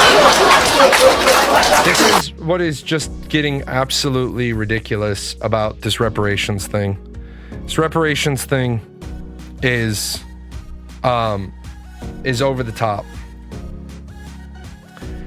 Back in the day, the government gave a ton of reparations only for the land to be taken sooner or later. Well, that's not entirely true. So be careful. You're gonna have to go case by case. The government did take some of it. Eminent domain allowed the government to take some of it. Some people abandoned it and the government took it back. The government did try to relocate some people. Some people, giving everybody 40 acres and a mule wasn't a good fucking plan, because a lot of people didn't know how to work the land to make the land good. The government gave some people land that had already been staked and claimed because there were already states there. But you got to be really careful to say the government gave a ton only for the land to be taken soon later. Got to be really, really careful with that, because what you're doing is you're throwing in everything into one pot. You're throwing everything into one pot. And that doesn't work. Did some people lose their land because they defaulted on their taxes? Yeah. Did some people just abandon their land because they didn't know the first fucking thing about farming? If you're not aware of how much space 40 acres is, okay? 40 acres is, give or take... What do you mean we didn't have property tax back then? We've had property taxes for as long as we've had communities. What are you talking about? Taxes for the church, taxes for the school, taxes for the government, taxes for the bridge. That's not true. Yes, it is true. I don't know what the fuck you're talking about, that we haven't had taxes. Why the fuck do you think people came to America from England? They came to it just like income tax was the thing. No. Income tax, property tax, and taxes are different fucking things, man. You're like looking at it through, I'm only going to count things that look exactly like the property taxes. You used to pay a tax to be a member of the community. The way it used to work is, and I'll give you a great example, the way taxes used to work and the way they should work is, you're in this town right here. And this town sits next to a river that needs a bridge. And so a bridge needs to be built because this is the only way that you're going to get supplies from back east. Right? Yeah, you're just talking, but you're talking bullshit. And that's the problem. So what happens is this bridge needs to get rebuilt because it got damaged or it burned or whatever. So the total of this is going to be $10. Well, of course, they go to the general merchant and they say, how much are you willing to pay? I'm not talking about income tax. I've never mentioned income tax. I'll get to income tax. So you go to the general merchant and you say to the general merchant, he'll pay $5. Then you go out to the miller and the miller is willing to pay $1, right? And the couple of farmers are each willing to pay 25 cents. Well, at some point, the mayor of the town is going to say, I don't have the $10 to build the bridge. So he's got to call all the people together. And that's how taxes used to get done. It was a community. And people would come together and everybody would be like, tax the general merchant. And the mayor would say, the general merchant is already paying for half of the bridge. And people would be like, okay, he paid his fair share. And then they either came up with the money or they donated this other thing called their time, their labor. You are correct. We didn't have a system where we were collecting money just for the sake of collecting money. If you were one of the 5 people with a school-age child, right? If you were one of the 5 people with a school-age child and the pastor of the local church was bringing in a teacher, he would say, it's going to take $7 a month to have the teacher here. The church will pay $2.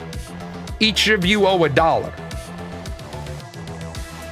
And then the people would get together and they'd say, well, the teacher won't do it for any less than $7. But old man Marcus over there, he doesn't make enough money to pay $1, so we'll each pay $1.20, and he just needs to kick in 20 cents. Because we used to have economies. We used to have communities. It used to be for the betterment of everybody. Remember, we used to live in a society where at whatever the 14 or 16, I think it was 12 or 14, you would send your blacksmith apprentice with a knapsack in a direction. Just in a fucking direction. And he would get there safely. And then in some time a letter would come, he's back. That letter might be carried by an apprentice coming to your blacksmith. We lived in a different world. The problem is everybody then wanted to get rich. Everybody, because remember, everybody in their core nature wants to be affluent.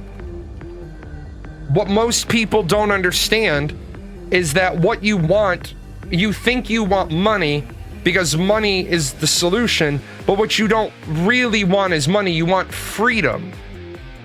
People are constantly saying, I need to make X number of dollars. Okay, why? Because I want to be able to enjoy my life. Right? Well, you could do what a lot of Americans do. I know a ton of American military members that retire from the military and they go down to Costa Rica. There's 5 big towns in Costa Rica that are all American expatriates. They live down there on their pension money. Their kids turn 18. They stay in America till their kids go off to college. Then they go to Costa Rica. They come up twice a year because they're required to set foot on American soil every 5 months and 28 days in order to keep getting their pensions. They get a fucking their kids usually allow them to ghost their place as their legal residents. Now, back to the point you were trying to make, instead of derailing, you're like, we didn't have property taxes. We have had property taxes for fucking ever, because it's what keeps the machine going. If we didn't have direct property taxes, then we had, again, your fair share. Florida doesn't have property taxes, right? I wanted to look up the date. We signed the Constitution in 1787, went into effect in 1788. Less than 8 years later, 14 out of the 15 states had property tax on land. If you'll also remember, wasn't a big stick point for the Constitution how slaves were going to be taxed because they were property? So to say that we didn't have property taxes, right? We did. Before 1800, we had uniform capitalization taxes. Now, income tax was always supposed to be a short-term thing. And anybody that knows anything about the way the machine works, we started income tax and it was supposed to be a short-term thing. And then they decided, oh, we've got all this money, we can do all this good.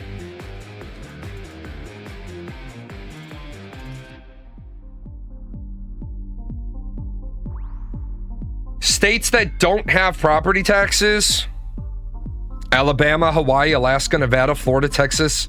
Wait, that's not right.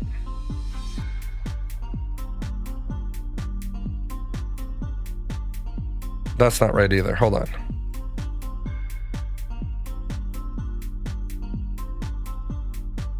I want 0. I guess all of them now have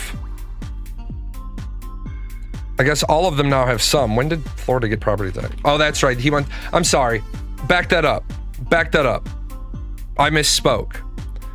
Some states don't have state income tax. There are states that have... No, all the states have... My brain was in two different directions. All the states have property tax. It's state income tax that I was thinking of. Alaska, Florida, Nevada, New Hampshire, South Dakota, Tennessee, Texas, and Wyoming don't have state-level income tax. Governor DeSantis in Florida is trying to get rid of property tax. Some of the states have property taxes under 1%. My state's income tax in my county is like 6%. It's ridiculous.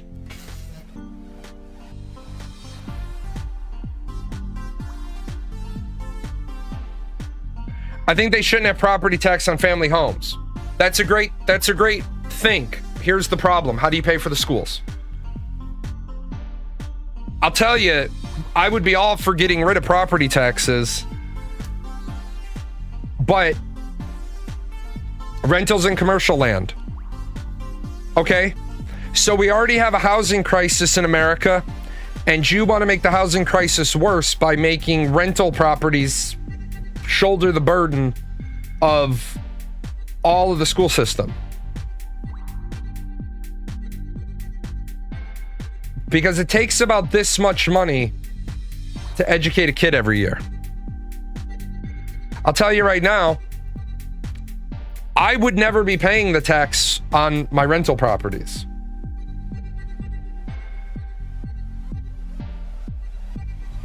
Some have no sales tax, some states have no vehicle tax. Some states have property tax where you pay a ridiculous amount of money on your vehicle every year.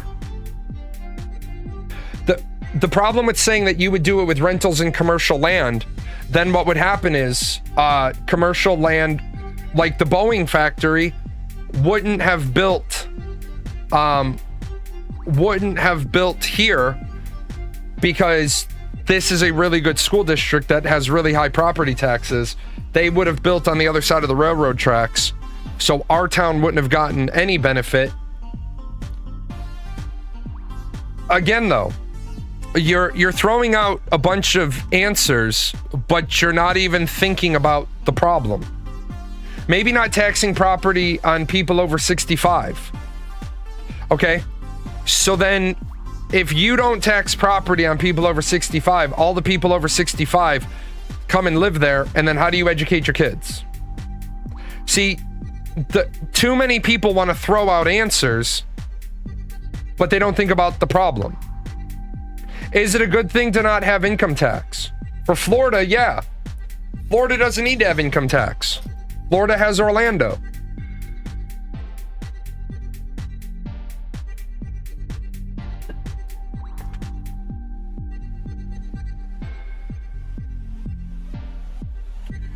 Yeah, when you homeschool your kids, you're supposed to be getting a stipend from the school district for all the costs you incur. When you send your kids to a private school, you're supposed to be getting a waiver so that you get your money back so you can pay for the private. What about Orlando? Disney World, Disneyland, SeaWorld, massive amount of tourism. You tax the tourists. You tax the tourists. Let people from out of state pay for it.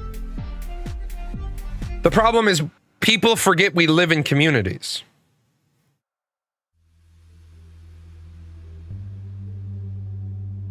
It's not about, and this is the trick, and I'm a walking, talking example of this. So we'll do the elementary school, the junior high, and the high school. And so we'll do my house. Here's me. Here's my kidling. Here's my big-headed kidling. And there's her two kidlings. So I don't want to pay for an elementary school anymore because I don't have children in the elementary school. But my child has children that will eventually go to the elementary school. This is because we live in a community, and a community needs to educate the future. Alice, your opinion earlier was that we should make doctors take Medicare, or we should pay for their medical school if they'll take Medicare for a period of time. And then it's okay if the moment they can get out of the system, because we'll have the next group of people. Well, if everybody over age 65 isn't paying property tax to keep the schools, where are we getting qualified doctors for the next generation? Yes, you don't have kids, and I don't mind taxes going to schools. It's just sad seeing someone on a fixed income having their property tax raise on them. Again, this is why I say, and I wrote this so that we have it, I don't want to raise any taxes until we stop wasting money and we balance the budget. The school district here leaves me the fuck alone. And generally, they take my phone calls when I'm not happy. And in agreement to that, I have agreed not to run for school board. Because I told them about 5 years ago when they fucked with my middle child, I literally told the superintendent, fuck around and find out, I'll just run for school board. And I'll run 5 candidates, me and 4 others, and then I will fucking fire your ass.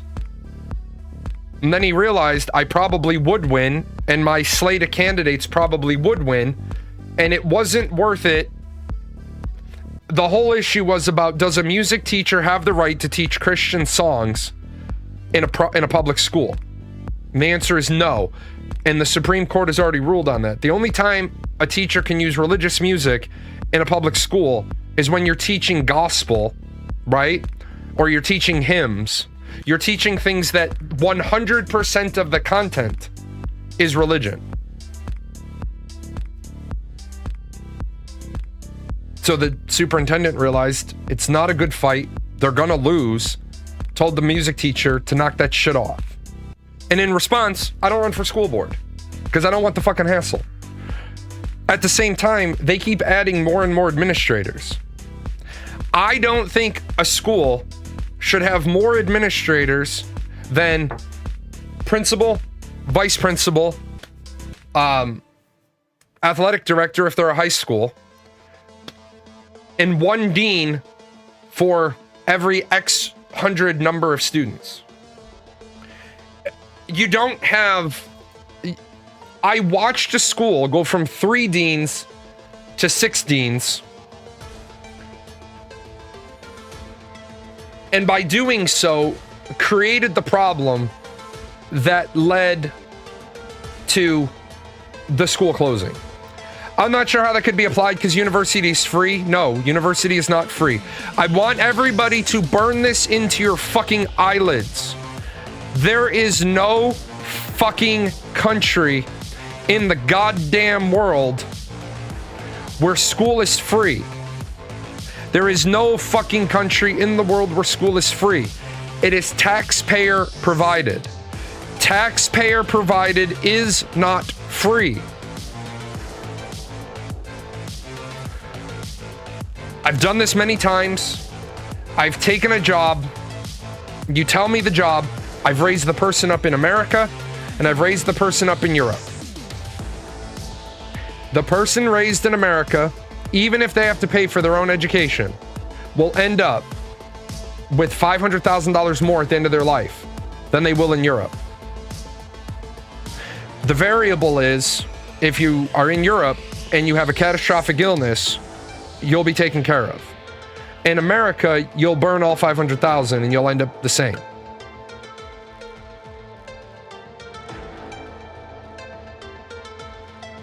I don't mind paying if I lived in the US, but I would want more transparency on where the money is going, how it's being used. Yeah, but do you ask that of the country you live in right now? Now, do I think that we should be targeting kids at a younger age and putting them through better programs? Absolutely, I do. Do I think that because remember, when you want to be a doctor, you get a bachelor's degree in pre-med, usually biology, sometimes chemistry, organic chem, but usually you get biology, biology chem, anatomy and physiology, biology, organic chem, because you know you're going to go to medical school. Why the fuck does a doctor who knows they want to be a doctor have to take history 1 and history 2? I'm not against the idea of completely changing university back to the way it was intended to be, where you don't have to take a bunch of bullshit classes. Now, do I think that a doctor needs to take philosophy? Yes, I do. And then do they need to take philosophy and then philosophical analysis and then ethics and morals? Yes. But they should... I'm going to medical school.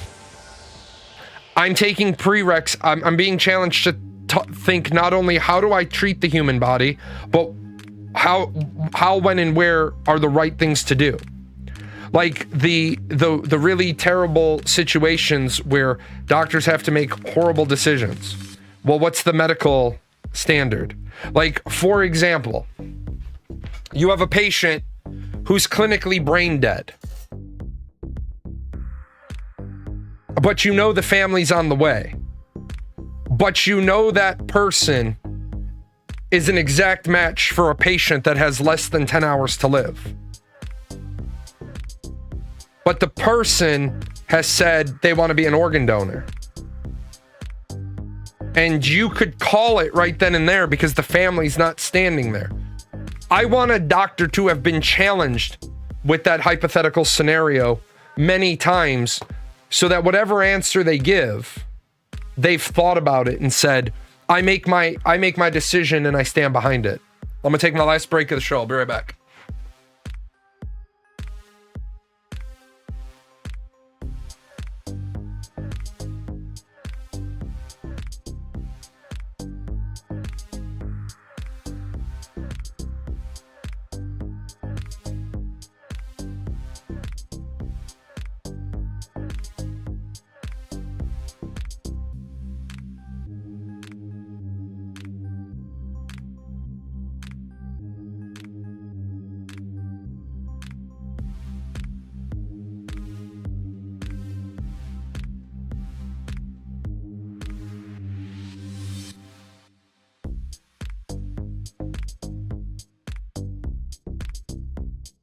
Alrighty. Also in the US, the business of private healthcare in terms of testing for pancreatic cancer, if you have family history or if they can deny you even though you're the one who needs the pre-testing, no, I'm going to stop you right there. I don't know how long it's been since you've been in America, but pancreatic cancer is a 99% automatic approval with every major insurance company now because of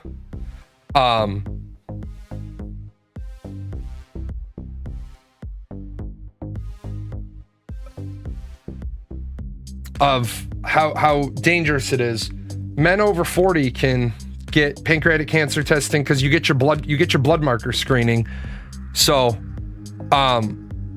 yeah, I mean, the problem is too many people talk too much shit and they don't have the receipts to back it up.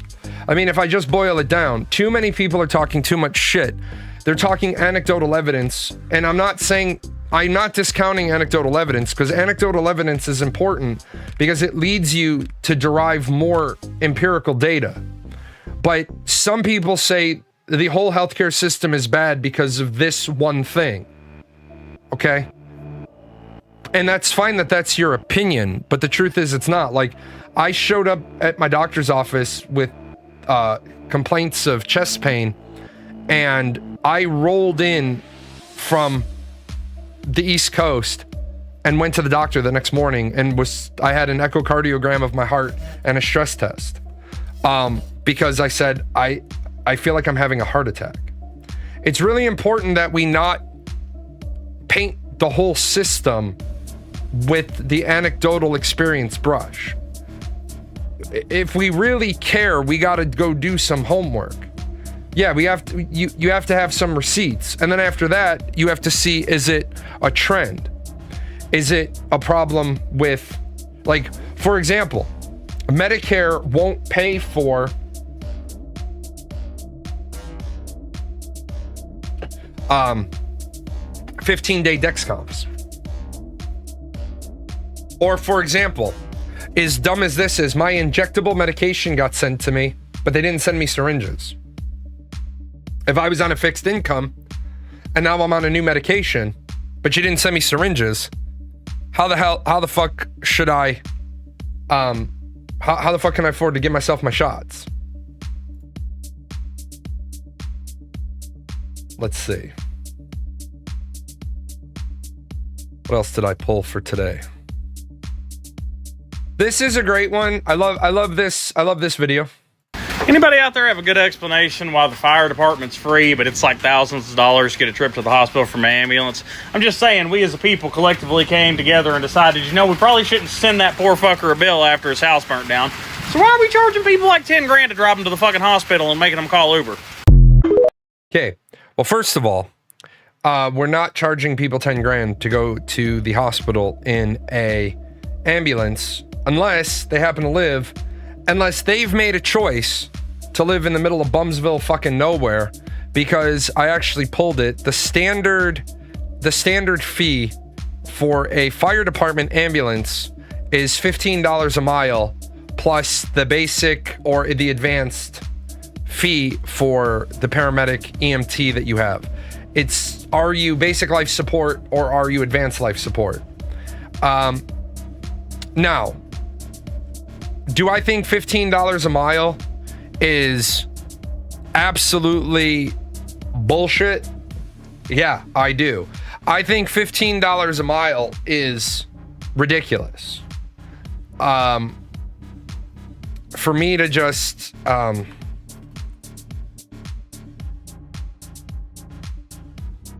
me see if I can.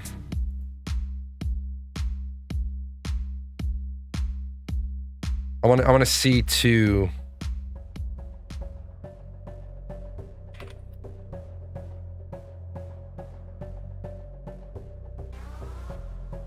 That's not the one.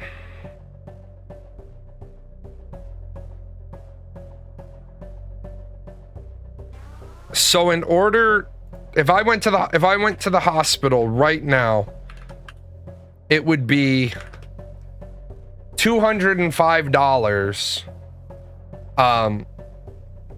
in mileage. That's ridiculous. That's absolutely ridiculous. Real talk. Yeah, and the starter is, I have the numbers here. The average is $1,500 base cost for basic life support and $1,600 base cost for advanced life support. And also your individual insurance.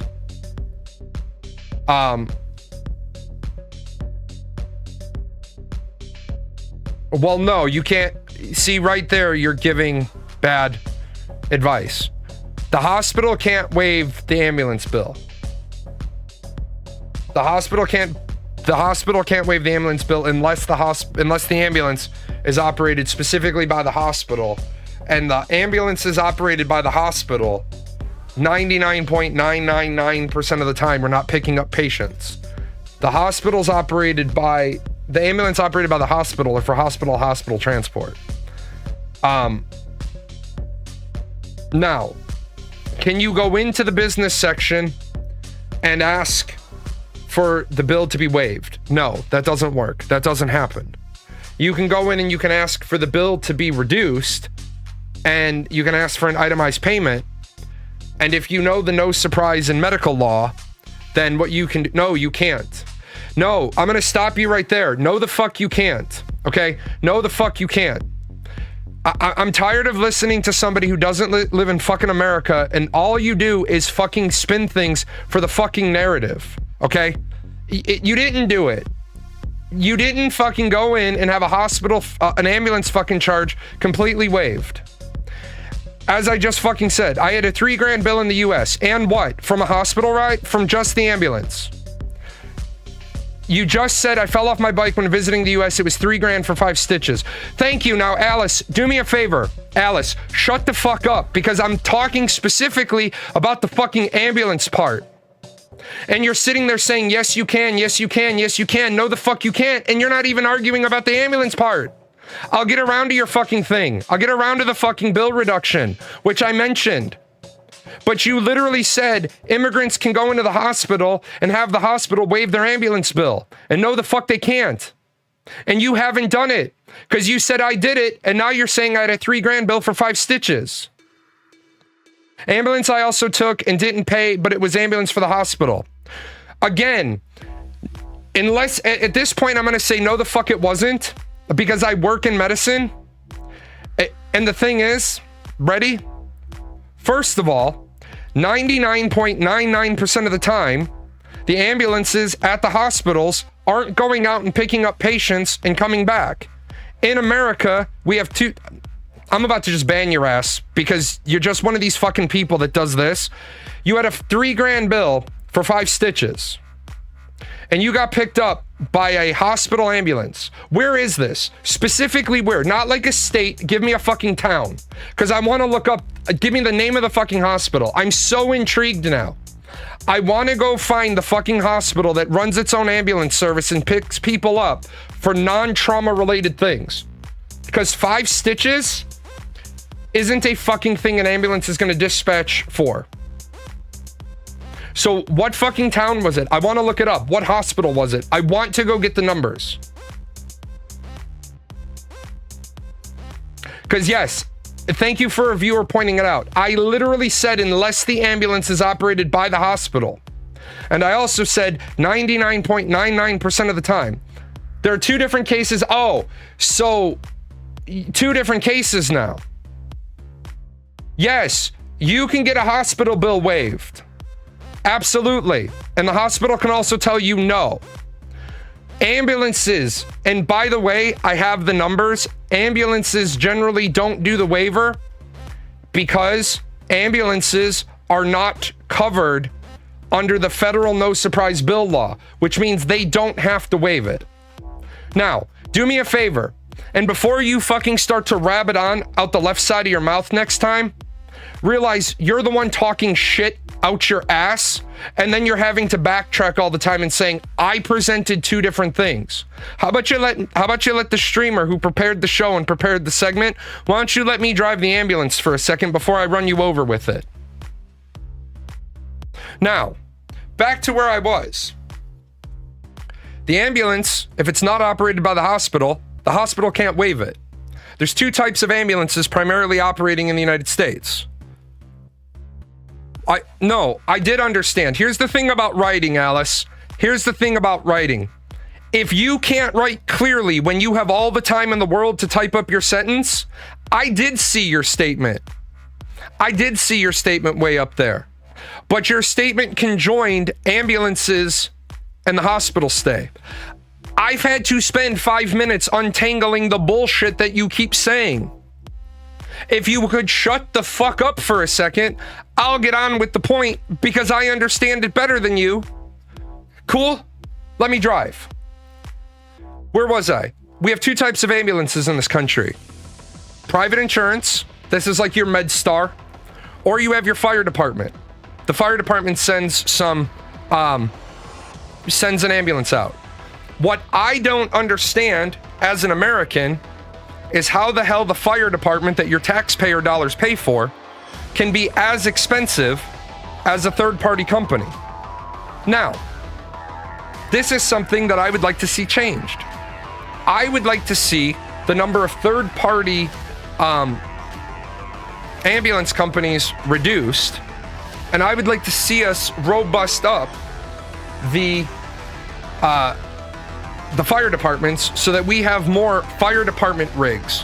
The problem is, like everything else, I talked about this on Friday, you can pay a firefighter paramedic $60, $70, $80, $90,000 a year to sit in the firehouse and maybe or not go on any calls. Or there's an awful lot of people working for like $18 an hour plus $9 a call. And if they have a slow shift, like I know the guys that work up at the fucking crossroads of 50 and 4, they sit there all day. That's their dispatch point. They sit there. They service 2 towns and a highway. They go days without any calls. That sucks. When you're getting $9 a call or $13 a call, whatever they're getting now, you want to be busy. The other problem we have, just like we talked about socialist medicine, the other problem we have is there's an awful lot of people that call for an ambulance when they don't really need one. Because they know they're poor and they're using the ambulance like a fucking poor man's Uber. There's also people that call an ambulance and don't understand when you get to the ER, just because you were transported, right, via ambulance, doesn't change your triage priority when you get to the hospital. And that is another problem with socialist medicine. If everybody has access to the ER, then the more people that show up, you're going to continue getting bumped back. I talked about it the other day. If you have the difference between going to an ER or going to an urgent care, you are way better off going to an urgent care if your insurance covers it. And if your insurance doesn't cover it, it's sometimes better. I think it would be great if the bill was changed to the hospital. The doctor you saw had to read the ambulance report and determine based on how you presented whether or not it was called for to use an ambulance. And then if it was called for, the bill gets forwarded to the patient. Or if it wasn't called for, and if it was, it gets rolled into the insurance claim. That would require a huge change. Yeah, or for example, the night my daughter lacerated her liver, the hospital ambulance was off on a run. She needed to get transported to Children's. They called MedStar. I got the bill. It was like, holy fuck. It was fucking like $7,500. I called the hospital and I said, this is yours. And they said, no, it's yours. I said, no, it's yours. And they said, well, we had to transfer your daughter. I said, you elected to call a third-party vendor that we didn't sign off on. Well, she needed to be moved. Was she in a trauma center? Yes. Was your surgeon not capable of performing the surgery? Well, he was, but we thought she'd be... Oh, so you thought for her comfort, you'd move her to Children's. You can take care of this. And they did. Because that was their bad. Just like the one guy there was a guy who was in a bad car accident, and he was life flighted from the site of the accident to a hospital. They landed at the hospital, took the guy off, brought the guy in, and within just a couple of minutes, put him right back on the airlift for him to go to another hospital. They tried to charge him for both airlifts, both care flights. They're $40,000 each. And his argument was, why the fuck did you take me to a hospital that couldn't treat me? And the company was like, yeah, we better waive that. We're still going to charge you $40,000. Now, as far as the hospital thing, yes, if you don't have insurance, you should always, and when I say always, I mean always, always, always, be asking for an itemized bill. Always. If you do have insurance, if you think you're paying too much, call your insurance company. But I think it's fucking terrible that you'll see on your bill that they charge you $8 for Tylenol 10 times. It's when you ask for an itemized bill and you highlight that and you say to them, hey, fuck you, I'm not paying $80 for Tylenol. You can charge me whatever it costs in your pharmacy downstairs. So you go into their pharmacy downstairs, you look at what a fucking bottle of Tylenol costs, and you say, hey, I'm not paying this, and by the way, I want the rest of my bottle of Tylenol. And that's not how they dispense it, and I know that's not how they dispense it, and I get it. They got to charge you $10 for Tylenol because they have to pay for the purchasing of the Tylenol, pay for the storage of Tylenol, pay for a pharmacy tech to dispense the Tylenol. By the way, when they bring you pills in the hospital, it's not a nurse walking up to a medicine cabinet, right? It's a pharmacy tech has pulled all your meds for you.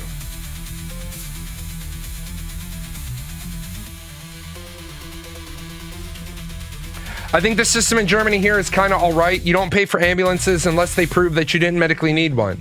We still have overworked ERs, but you usually try the ambulance thing one time because it gets expensive. Do any other states or cities offer waivers? Some do.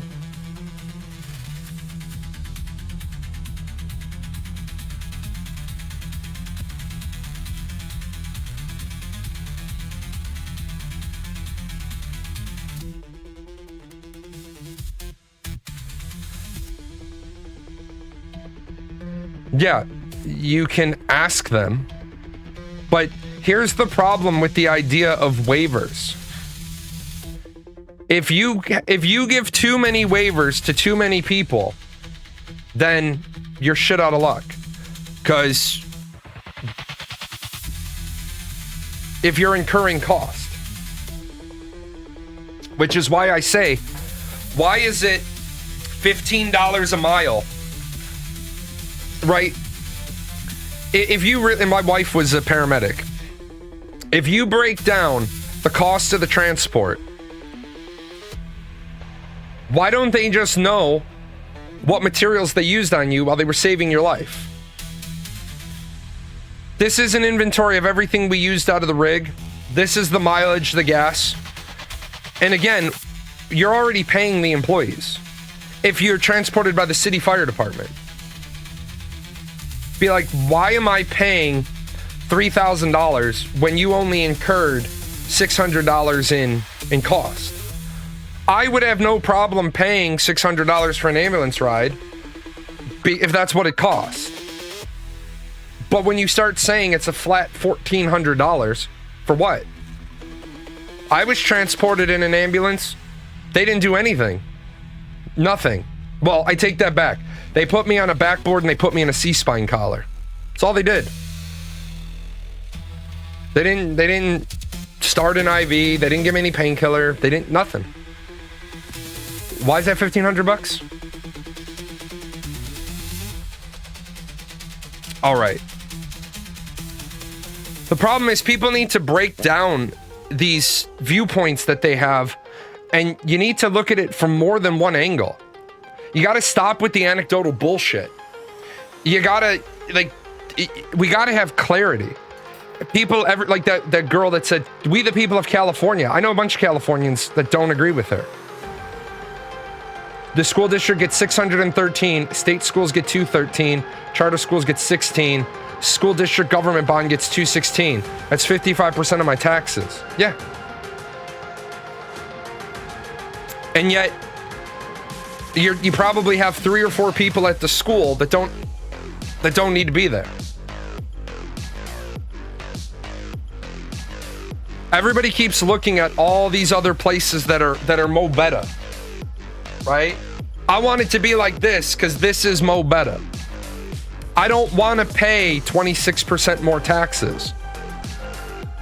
Do I think paying 26% more in taxes would make society better? I do not. I think that it's easy to be in a country that has a small population or even a mid-sized population and then say, well, America's the size of a continent. We have a country in America. America is the size of Europe. we have half the people, right? But we have about 40% less tax money. It would be great. It would be great if we could get back to society, a community, right? Person came in earlier here today and said, just by the title of my stream, they think I'm MAGA. I want to make America great again. I don't think Donald Trump is the president to do it. The sad part is, in modern politics,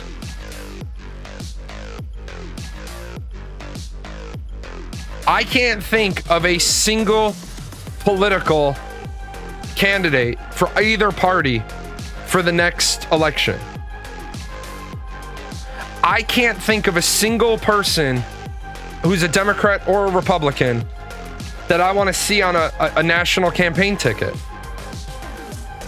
And if you can think of one, that would be great. But I don't think you could. People are like Andrew Yang, the Yang Gang. His policies are fucking terrible. His policies are not well thought out. His policies are a great example of the way you win presidential elections is by saying a bunch of things to a lot of people, and when you do that, they vote for you because of what you promised them. Yeah, there's this guy called Jalan. The problem is as you've seen, I'm not a good candidate for political office because I don't want to cut through everybody's bullshit. What do you think about doing away with the two-party system, making it possible for other party candidates to have a chance? Why do we need other party candidates? We already have blocks inside of our parties. We have the Black Caucus inside of the Democratic Party. We have the Socialist Bloc inside of the Democratic Party. The problem is, Elon Musk is talking about starting a third political party. And I went and I looked at it, and he only wants to, he only wants to run like 20 total seats. Well, what the fuck's the point of that? Chase Oliver, the Libertarian Party. I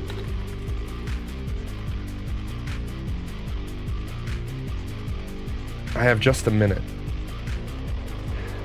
Cost of living and inflation. If we really want to fight for the people chasing their dreams and achieving their goals, the first thing we have to do is make sure we quit robbing them with inflation. Boom. Right there. This guy's a fucking idiot. Let me stop you. I don't know this guy. I've never heard of this guy before. Let me stop you right there. Right? Inflation is a natural fucking side effect of capitalism. I'm going to show you why anybody that says we have to quit robbing them with inflation. I hate fucking people that don't understand capitalism and that are running for government. Okay, I'm gonna make it real simple. Just so we have real simple numbers. You're making $100,000 this year. I know you wish you were. And you want a raise. Why do you want a raise? You say to your boss, I want a raise. Why? You're making $100,000 a year. You don't need a raise. And you say to your boss, well, I want to feel like I'm valued and I want to see progress. Okay, so you want a 3% raise. So next year you make $103,000. Okay? But the company had 1,000 employees. So now the company has to come up with another $300,000. Okay? So now whatever product you sold for X, you now have to sell volume at X plus 300,000. So this price went up. Well, because that price went up, the person working at Walmart says to their boss, I need a raise because I can't afford to buy the consumer goods that I need to live in my life. And then the company that supplies you with your materials to make X, to make the box, to make the Stanley Cup, the company that supplies the plastic straws says, hey, wait a minute, you raised your prices, but you didn't pay us anymore, and my guys want to make more money, so now the straws go up. Because the people at the straw plant want to make 3% more. So now the straws go up by more than 3%. Because remember, if I got to pay everybody from lock, stock, and barrel, right, from bottom to top, 3% more, now the straws go up. Now the Stanley Cup goes up. Now the person at Walmart's like, fuck, now I can't afford to buy a Stanley Cup. Inflation is a natural side effect of capitalism. See if I can burn through a couple more of these real quick. When the government prints trillions of dollars out of thin air, the government doesn't print trillions of dollars out of thin air. It devalues the dollar in your wallet. That devalues the dollar you take to the grocery store. But you literally just fucking said, you got to stop robbing them with inflation. But the government doesn't print trillions of dollars out of thin air. Do I want to see us back on a gold standard? Let me see if this guy talks about it. If he talks about it, let's do. I will close regulatory loophole that rewards firms that have close relationships with the government. Immediately end all tariffs, which only serve to increase the bottom line of protected industries. In addition to ending special protections such as tariffs, I will also encourage Congress to pass legislation prohibiting bailing out firms that engage in irresponsible business practices. I will strongly encourage Congress to work with each state to introduce and pass a balanced budget amendment to the Constitution, forever ending the perpetual cycle of deficit spending. That's the only thing I've seen so far that I agree with. With that said, I will throw this guy on the list, but here's my warning for you. I'm leaving my house for 10 days. And the last 2 times I have left my house in recent weeks, recent months, the world has gone to shit. So, what I'm going to say is this. Canned food, shotguns, bottled water, right? Mr. Saifadias. Make sure you're paying attention to how fucked up the world's going to get, because it's going to get fucked up. I'm out of here. I will be back in like 11 days. I wonder if the organic meat sack that runs this channel knows a lot of these sponsors don't sponsor us anymore. They were longtime sponsors. The credits are fine. Do we get paid? Is any of this sponsorship money for Gail, Daisy, the Chaos Fund?